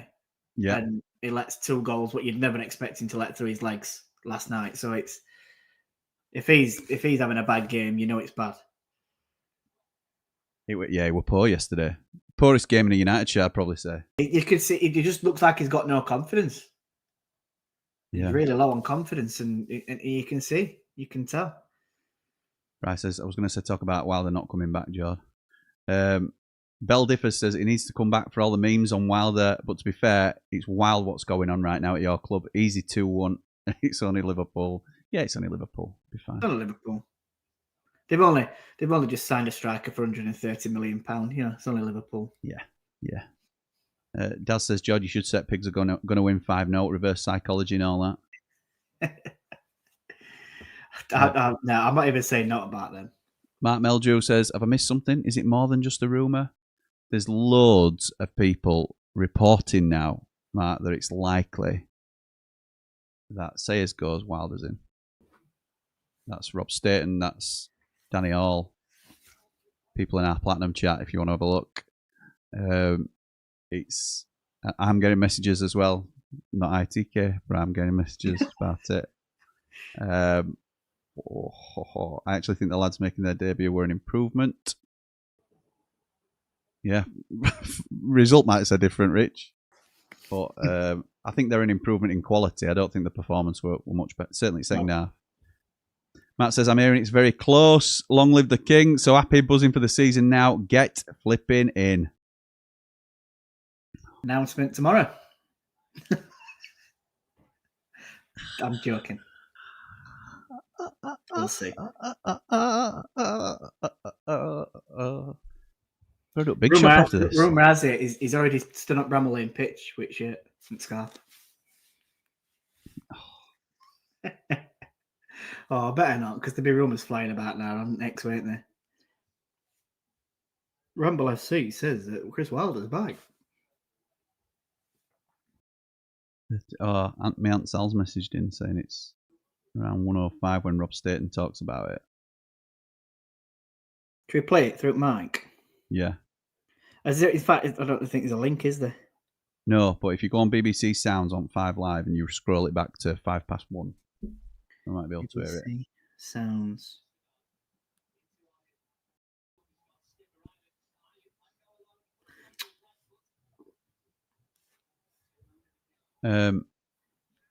What we're on 5 Live? 5 Live, yeah. Nearly more than club costs, says Bell Differs. Yeah, 130 mil. I know, it's crazy, isn't it? Mark Meldrew says, don't want to sound daft, but isn't it easy for Staten and TalkSport to jump on the rumour because Danny Hall's already reported it? Not with stuff like this, mate. You don't chance it. Because it's all right trusting Danny Hall, but if he's got duff info, which he won't have, by the way, Danny Hall checks his sources, but it's a big call for somebody to just do it off one more report. There's definitely stuff happening, and we know with Wilder that stuff creeps out. So seriously, the return of the Messiah. Are you listening to it? I'm just trying to find it where Rob Staten's on. I'm on 5 Live, but there's someone else talking. Are you nearly scored then? Danny says, Jimmy's like a kid at Christmas. I want them to announce it with white smoke from the clock on Bramall Lane and have him emerge from the Bramall Lane upper corner in full Pope rig. If Wilder, Nil and Prestridge do return, we need to announce it like the end of the Avengers. Avengers assemble. May as well take advantage of Russo being on the board. Scott says, I've never seen Jimmy look down at his phone so much expecting news of the return. I don't expect it to come while we're on stream. I'm just trying to keep... Jimmy's face is a picture. You've got a shocking poker face. I'm not trying to poker face anybody. I'm just... I can't hide my excitement for it. And I get criticised heavily for being so pro Wilder. I don't know why though. It makes me happy to know that we've got our most successful manager of recent times returning to the club to get us out of the mire, and I'm absolutely delighted about it. And I don't make any apologies for that. Rich says, "I will butter up Mrs. Ramble tonight, Jimmy. Get into the good books before tomorrow." I'm never in good books, me pal. I wish I were.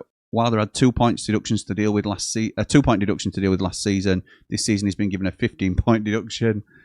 Cooler King says, do you think the negotiations are the club telling Wilder what they want from him, or Wilder telling the club how things must be? I think they're Rob Staten's on. I think. Okay, mate. Because he says something about Wilder, and then he says something about, is that the rumour? So they've approached Chris Wilder about coming back, Sheffield United. It's more than a rumour, and I think Chris Wilder loves Sheffield United. It's his club. Does he love the owners? I think he would be interested in coming back to take over a job. Let's not forget, he got 92 points last season. They should have won that playoff final against Sunderland. They were the better team for 70 minutes and then blew it at the end. This has been a mistake by the owners that they can rectify. And perhaps they will go down that road, and it will happen quite quickly. We'll see. But there's more to it, surely, than that, though. Bearing in mind the approach the owners, as we've talked about before, Rob, the approach the owners wanted to go down. And I'm talking about recruitment amongst other things. I mean, there'd have to be compromises, wouldn't there? I think the problem is that at Sheffield United, you don't have one person making the decisions. You have a number of different people who all have their say. And I suspect what happened in the summer is that you had some people who wanted to go in one direction, some people who wanted to carry on with the direction that they were going, and everybody was having their say. And that's why it took a long time for a decision to be made on Chris Wilder's future. It's not as if it happened immediately after that playoff final. And Bill?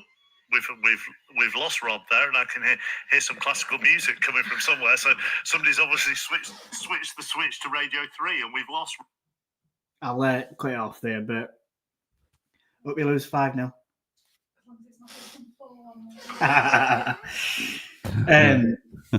So I think that gives us an understanding of what Rob Staten was saying, doesn't it? I think he believes there's more to the rumour than just a rumour, doesn't he?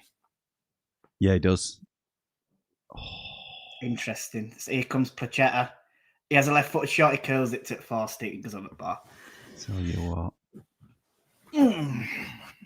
Talk about people gathering do want to momentum. listen to that though by Rob Staten. It's on Radio 5 Live on BBC Sounds, and it's about, if you fast forward to about an hour and 5-6 minutes in, that's where I've just found it. So.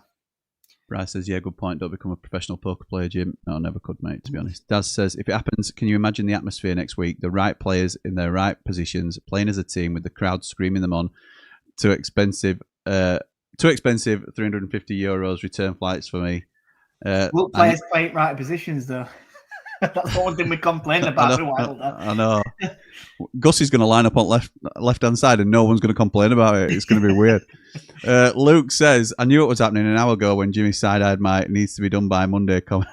And oh, mate, if only. If Wilder comes back, it's a big backward step. Here he is. Paul Young, Mr. Sayers in. It's a big backward step. We will always be the best at best of Yo-Yo Club. Lack of ambition. A lack of ambition. Tex. Was sacking a proven manager and bringing in one that is a relegation manager. That's the lack of ambition. Correct, Mr. Motson. Mr. Young. Correct. Matt says, Arblaster will be buzzing. He 100% will be the captain. For those that don't know, Arblaster is in a relationship with Wilder's daughter. So his potential father-in-law coming back in as the manager. Maybe that helps us keep Ollie Arblaster, one of the best young prospects to come through academy in years. We're not going to lose him anyway at the moment, are we? He's been injured No, we're for not. just under a year, and there's no sign of him coming back, is there? And they were reported that he'd had a knockback, so I don't think we're in danger of losing Ollie Arblaster just yet. My mate's going to Donny races today with Wilder and a few others. Tell you more later who my mate is. Nice one, James. Well, can't be true then, can it? Because Wilder should be at Bramall Lane now, sorting the contracts out. Andrew says, "Oh my days, Wilder in the dugout and safe standing on the cop against Charlton." Big up Hecky beating Borough. Absolutely, Paolo. Can we get a Wilder Hecky duo management team? Well, Callum says, I'm going to miss Ryan Oney at right wing back. Me too, mate. Me too. Andrew says, it's a shame Sayers seems to be going. I quite enjoyed that Oney at right wing back. Yeah, nice. That's us caught up with comments, mate. Does that mean we've actually got to talk football now? Proper football? That's actually been played now. I don't think we've commented on it about twice. To be honest, we were for the first 15 minutes or so, we were doing all right. Lee says Rob Staten comes back on about 2 minutes after that. You want to try and find it? It's up to you if you think it's. I thought it were interesting. If it's worth listening to. I mean, I were enjoying listening to it. So let me just go back on again. Long live the king. Right, here we go. Get him out of the wall side as well. Playing 4-3-3, it's where he fit. And quite quickly, we'll see. There's more to it, surely. Like you say, a couple of minutes after. Yeah, so that's where he drops out, isn't it? We've talked about today. Bill, with in terms of humble pie, as a change, the way their assumption is if they are. and Charlton have taken the lead at the Valley at home. If you are, Sonny Carey has got that goal. Rob is back with us. Presumably, this means Ruben Sellers has gone. Not officially, but I think the expectation is that there's going to be a change. 6 straight defeats to start the season. Nearly goal for Oxford. With a club that is expected to be up there. And if you are sounding out your former manager, you would imagine that the writing's on the wall and that maybe this is just about going through the process now of making that change. But there's like I said, there's a lot of different voices at Sheffield United all having their say. And perhaps some of those voices who had the strongest say in the summer are not quite as loud at the moment because what the plan that they've gone with, Ruben Sayers and the transfer policy of using AI has not worked. So now they're going back to the plan that, in fairness, did work. Chris Wilder is Sheffield United's greatest ever manager along with Dave Bassett. The players who are playing so poorly for Sheffield United at the moment played very, very well under Wilder last year. And I think if they rectify this and move forward quickly, they can still salvage this season. Rob, thank you very much for joining us. Rob Staten with us from Beauty Raid. Good old Rob. Love a bit of Rob Staten. Friend of the channel. Friend of the channel. Yeah, love the Radio Sheffield boys and girls. Yeah, brilliant that. Brilliant news. It is the best possible news we could have woken up to today, to be honest, in my opinion. It is after, like I said, 12 hours ago, or just over 12 hours ago. Got embarrassed, mate. It were doom and gloom, weren't it? So... Dad says, welcome back, Chirac, to abuse the team. Dave Morwood saying... Webster? Where's Dave yeah, I Webster? know. Rumours are now that the contract is sorted. Okay. Wilder's now getting tanked up on Peroni at Doncaster Races. Bryce says... He's rejoining. It's just been posted on Hull Live that Sheffield United are... Oh, hang on. Oh, there were a penalty claim for Oxford, but it's not been given. Just posted on Hull Live, Sheffield United plot Chris Wilder return as pressure mounts on ex-Hull City boss Ruben Sayers. It looks unlikely the ex-City boss will make his MKM Stadium reunion on October the 4th. Ray says, is there a match on, lads? Beast Boy says, woken up again, he's still got his job. COH Sports, sort it out. Hot topic, Return of the King. That's what I've titled 3MB this tomorrow night. So we can do hot topic on it if you want as well. Hot topic is the Ramblers only live show that we do. So yeah, that'll be coming back this week. All good films have a trilogy, says S. Andrew says, we announced Sayers about half an hour after the Wilder sacking announcement. Are we aiming for a shorter gap or within the same statement this time? Oh my word. Need caffeine. Be right back, says Bry. I need more than caffeine, mate. I need something I to calm me I down. need paracetamol because I've got bleeding headache now. Yeah, me too. Me too. Head's buzzing. This left-hand side of my head, I'm like, keep rubbing it. I'm like, bloody hell, I'm starting to get headache. All this Wilder rumours, too much excitement for one day.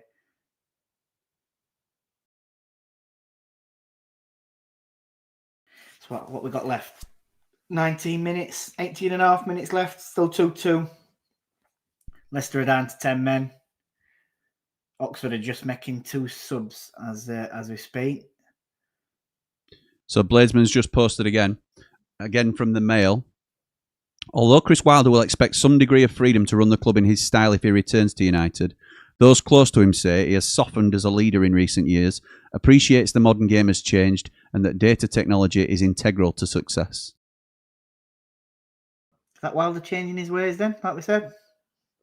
I believe it when I see it. But I think he's more open to the modern way of working. I do think you have to be, though, don't you? Because things do change. And I think it'll lean into him working with a technical director or a sporting director or a director of football. Yeah. Beast Boy says releasing Brewster looks like a huge mistake. I don't think it does, Beast Boy. Yeah, go on, mate. David Weir. Don't be ridiculous. He's just left Brighton. I know he has. Heyman not getting a yellow last night and CW on the way back. It's good to be a Blade. Got a headache from the booze last night, says Rich. Yeah, you were drinking watching that United game, we were saying. Yeah, I think I wish I had, to be honest. Mark Meldrew's got his karaoke set up going today. You to me are everything. We cocked it up when Sayers came in. Oh, Chrissy. Oh, Chrissy. Nice, mate. Nice. But next song you put on, you need to come on and sing it. So, there you go. You've had me and Jord singing, so now it's your turn. James says, Sayers has just been keeping Wilder's seat warm. It's a bad dream and we'll wake up soon. Scott says, so you're telling me there's a chance? More than a chance. More than a chance. Don't matter if Wilder wants to be softer, just bring him in. Softened in recent years, says Cooler King. Do they mean since last season? Can't wait to see the singing on the tables and overflowing passion back at the lane. Positivity through the roof today. Weird after a 5-0 drumming. 10k before Wilder Day. I'm not sure about that, pal. I'm not sure about that. We'll need to act fast, I think. Keeping Cannon and releasing Brewster was an awful decision, says Beast Boy. You need to let it go, Beast Boy. You need to let it go. He's gone. He's gone. Chris Wilder will need a new coach when he returns with Jack Leicester going to Brentford. Yeah, he will.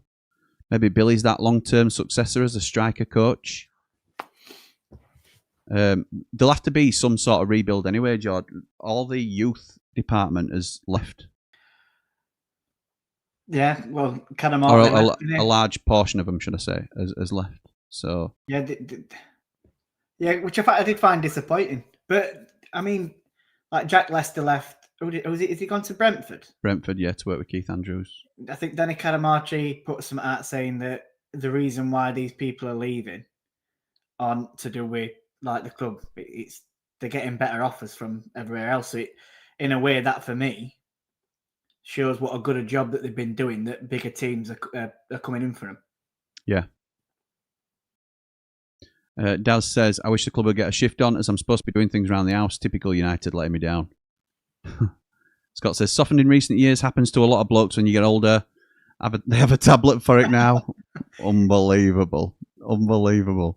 Callum says, I can see it now. Wilder gets us up and the owners sack him for Rooney. Don't say that, Cal. Don't say that. Oh, he's coming back, isn't he, John? Do you know what I'm going to do? I'm going to have an OT. Oh, what? I'm going to have a celebratory OT. It's an Aldi hobnob. I thought you were bleeding chocolate hobnob. On about Otima Bosi or something then. Bleeding Strictly Come Dancing dancer. Won't mind a bit of Otima Bosi. You dirty man.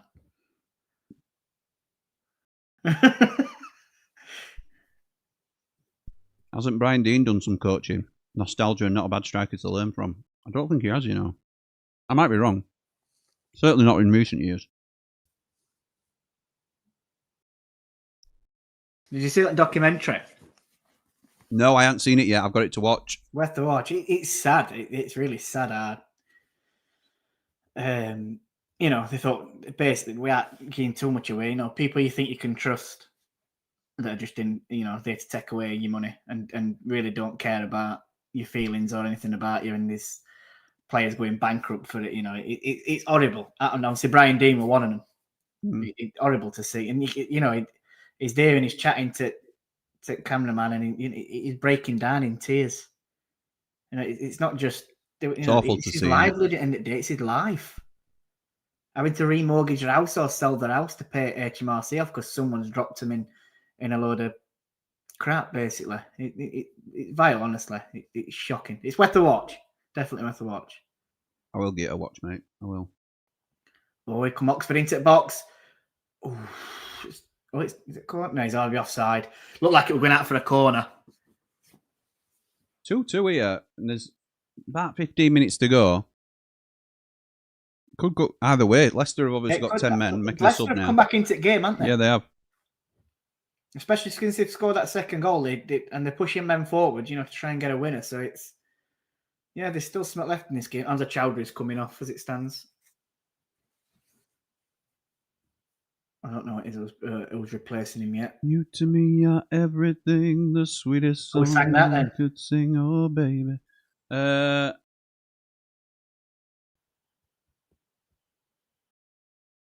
know what it is. It's annoying me though.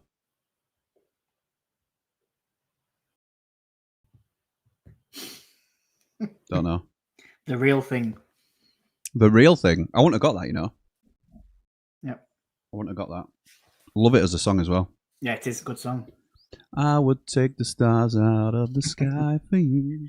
Is that what we're going to start singing to Chris Wilder? Yes. Catch Like the Melvin rain said. from falling if you ask me to. That's going to be a new walkout song.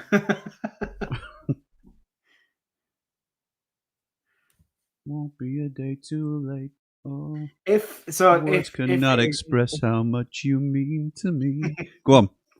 If we think do we think it gets announced very shortly? Do we think before Monday? I don't know about before Monday. I would hope so. The thing is, even if it's not announced, but he is the new manager. He could take training on Monday easily, couldn't he? Yeah, he could.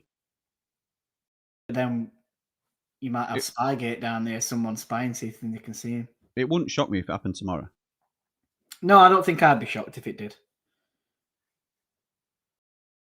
Interesting. Very interesting. We shall see. We will. Let's have a look.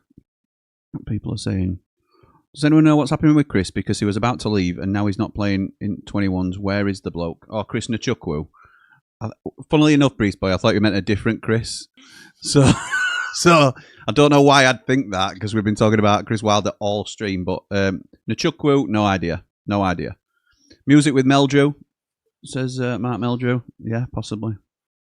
All the club wants to know is this season, can Chris Wilder still get it up? Behave yourself. James says, did Matt Duke survive when the backroom team left? Yes, Matt Duke's still there, I believe. Ray says, sausage roll as Chris's coach, but that would be hilarious. Oh, can you imagine? Coming in as a number 2. Manager. Yeah. Oh, dear. Brian Dean was a manager in Norway, but that was about 10 years longer, I think. Longer than 10 years ago. It were a long time ago, that. If the king comes... that he managed. If the king comes back, he should walk out to guess who's back. Back again. It's got to be Comeback Kid. It's got to be Comeback Kid. Yeah. Unbelievable. Graham Bailey makes me laugh, says Scott. Wilder coming back could have financial benefit. This is because Wilder is getting paid monthly after his sacking and could save the club hundreds of thousands. Oh, dearie me. Billy Sharp or James Beattie as an attacking coach. Morgs on security. Get the band back together. Morgs on security. Who's Beattie at the moment? He is a coach. Is it Birmingham? I don't know. He's. Let me have a look. I can't think off the top of my head. I know I've seen him. He was manager at Accrington Stanley. Yeah, he were. I know he were a coach at. He were a coach at Leeds. Ugh. Because I remember that. But I don't know if that were a bit further back. Oh, he's Director of Football at Southern League Premier Division South Club, AFC Totton. All right. Fair dues. Fair enough. I'm sure we could accept him out. Two good things if it happens, says Paul. Wilder won't be able to spaff 18 and 20 million on players with current spending limits. Also, he had it spot on with Hamer on the left wing. All right. It's kind of a backhanded compliment. Fair dues. Andrew says Richie Barker could be a decent shout to join the coaching staff. Worked at United previously and is out of work. Is he? Did he not go to MK Dons with Paul Warren? I thought he'd have gone there, but anyway. Hey up, it's the boss. 6:50 at Doncaster. It's written in the stars. I'm going on. Nice. Couple of Ramblers do some horses, don't you? I don't, but I know a few others who do. Bryce says, just hope we don't end up singing Sad Sweet Dreamer. If Wilder's appointed before Charlton, Jimmy and Jord need to be full kit gents in triple point. I couldn't be anyway. I ain't got a full kit.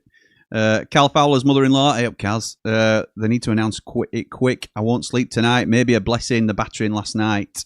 Yeah, it's a silver lining if all else in it, Kaz, to be fair. Hey up, it's the boss. It's 28-1. I hope it's shorter odds on Wilder coming back. Wilder Sharp, BT Dean. The club's in full reverse. Yeah, I know. Oh, dearie me. 7 minutes plus injury time left. There's been loads happening in this game, but someone's decided to take over. Literally, hopefully.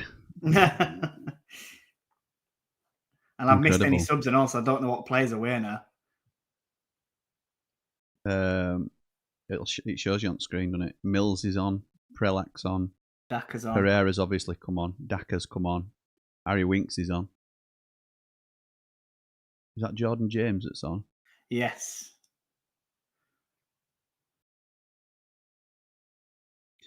If it takes forever, Chris, then I'm prepared to wait.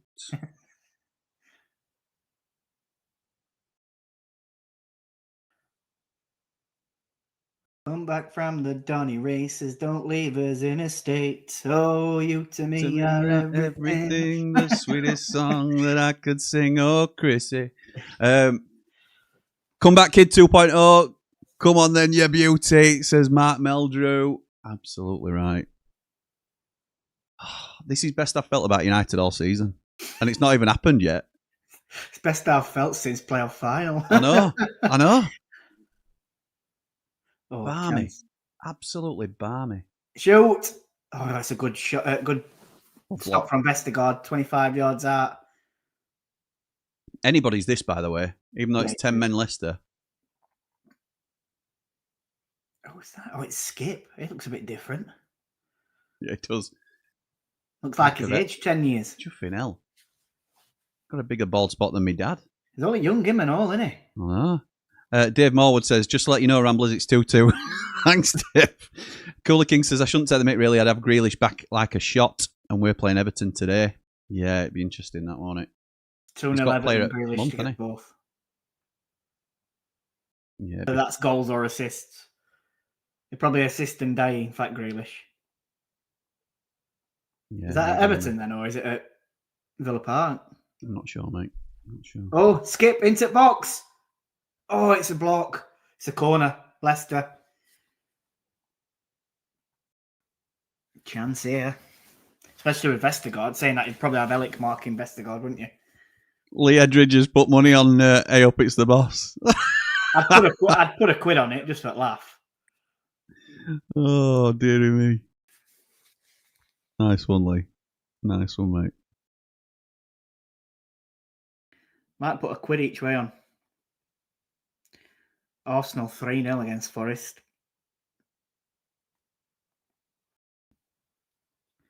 It's a left footer. It's going to be an in-swinger from right-hand side, just in front of Leicester fans. It is an in-swinger towards keeper. It's headed clear. Oh, it's bad anticipation from Harry Winks. Away come Oxford over halfway line. It's about 4-on-3. Yeah. Oh, it's a good tackle from, I didn't see what that, James.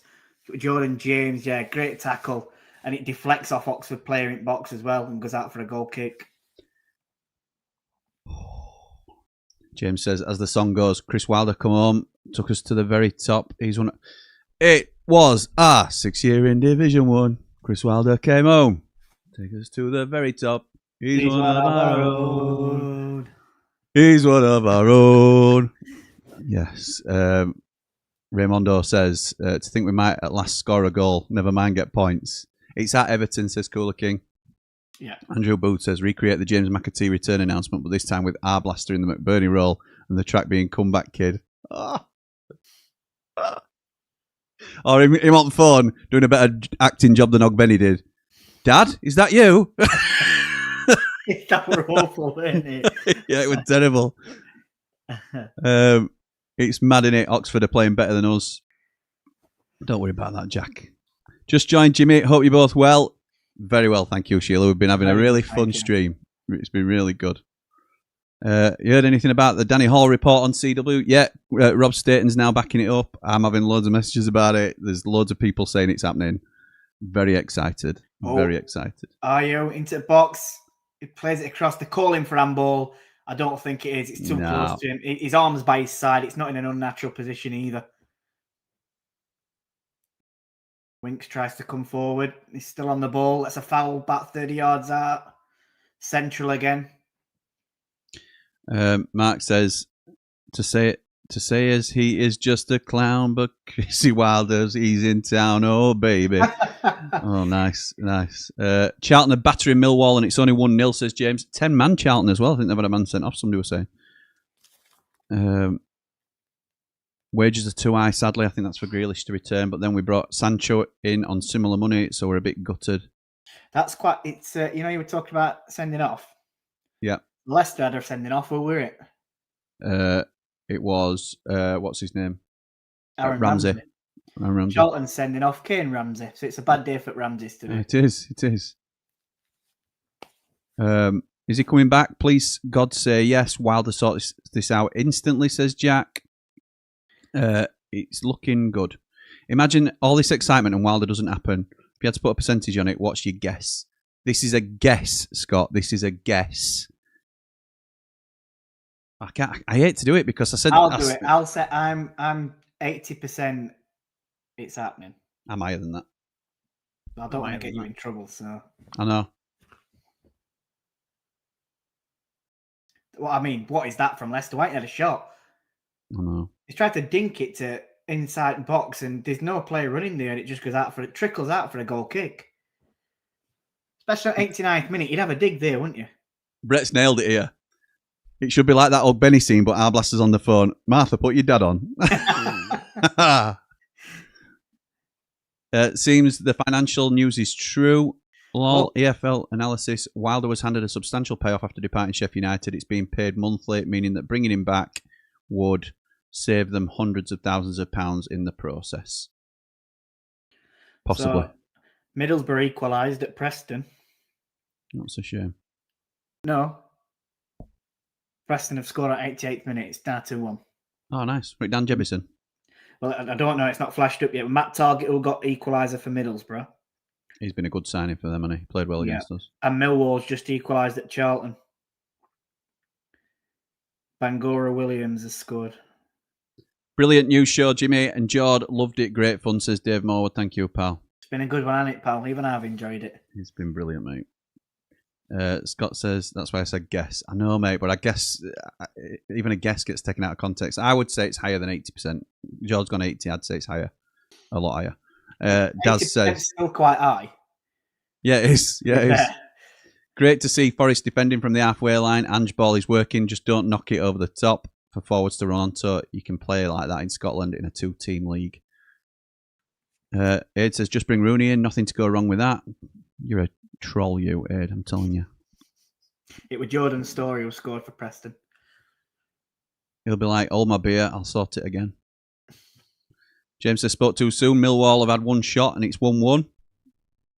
I've got a thought, Jim. You know, when our James come on for Steel City show that other day, he's drinking his ice cold beer. Yeah, with his tears. I think next time you come on, I think you should do exactly the same. With Peroni. It's going to be heading in that direction, isn't it? This is what we wanted. This is what the Steel City Showdown was supposed to be. Us doing well, them doing crap, me taking the mickey out of them. It just didn't work out that way, unfortunately. Not yet, anyway. 80%. I didn't believe it till you just said it, says Brett. Yeah, all right. Matt says, I am 99% sure it will happen. Come at me if I am wrong. Matt, whose cousin played for United and knows Wilder, by the way.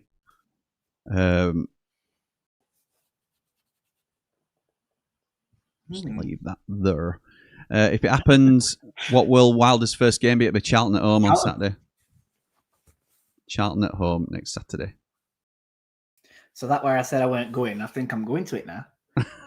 It's not been confirmed yet, has it? But I'm already going. Sorry, even if Sellers is there now, I'm going. Bradford are smashing Huddersfield. Oh, didn't see that coming. Yeah, and Bradford got beat by Donny and all last week, didn't they? I know Billy scored. Yeah, he did. Just nipped to Waitrose on Ecky Road, says Andrew. All the Peroni seem to have been bought. Something happening close by. He's basically starting with a -15. He'll love that challenge, says Jack. These Ramble shows have helped improve my mental health. Keep up the good shows. Thank you, James. Appreciate that. That means an awful lot. Thank you, mate. And mine, I have to say. Me too. And me, I agree. I mean, say it like last night. I felt down in dumps a bit. I was trying to stay positive, and it did. It does affect you. No matter what people say, watching football does affect you. It does affect you. Yeah, it does. Your mental state. But, just coming on here today, and I don't even think, the Wilder, what's going off with Wilder does help and makes you feel better and what have you. But even just sat on here and everyone's commenting in and we're chatting and we're talking about football, it definitely helps. 100% definitely helps you. It picks you back up. It's really important as well, isn't it, to talk about Absolutely. and just like have something to set your mind off things sometimes. Yeah. Can you imagine the scenes if Wilder walks out at a full Bramall Lane, says Scott? It's going to be a loud day. Oh, mate. Guys, this show's been absolutely brilliant. Up the Ramble, up the Blades. Like and subscribe. Thank you, pal. Appreciate it. Mark Meldrew says, let's just hope Steelers don't lose now, Jord. I can't wait for that. And for those that don't know, I'm an ice hockey fan. And it's start of our season tonight. We're playing Guildford Flames. I honestly can't wait for it. The thing is, it's going a little bit off track. We've signed a really good team. And especially if they don't finish in top two or they don't win league, there's something wrong this season. So at least I've got something to fall back on if United are crap. You have, mate. You have. Big rumours on Wilder coming back, says Ash. You're not kidding, pal. You're not kidding. Cooler King says, do you expect an immediate turnaround in form? He surely won't need bedding in, which I guess is one of the advantages in the appointment. I expect an immediate turnaround, certainly in performances. I'm not saying we go out and we smash Charlton. I think Charlton are underrated at this level. I think they've made some really smart, shrewd signings. Yeah. But I think we should outplay Charlton with the quality that we've got. Whether that's enough to beat them or not, I'm not sure. But yeah, I expect a huge uplift in every player's performance and what we've been seeing if Wilder comes in. Bryce says, I have caffeine. David says, I can enjoy my weekend.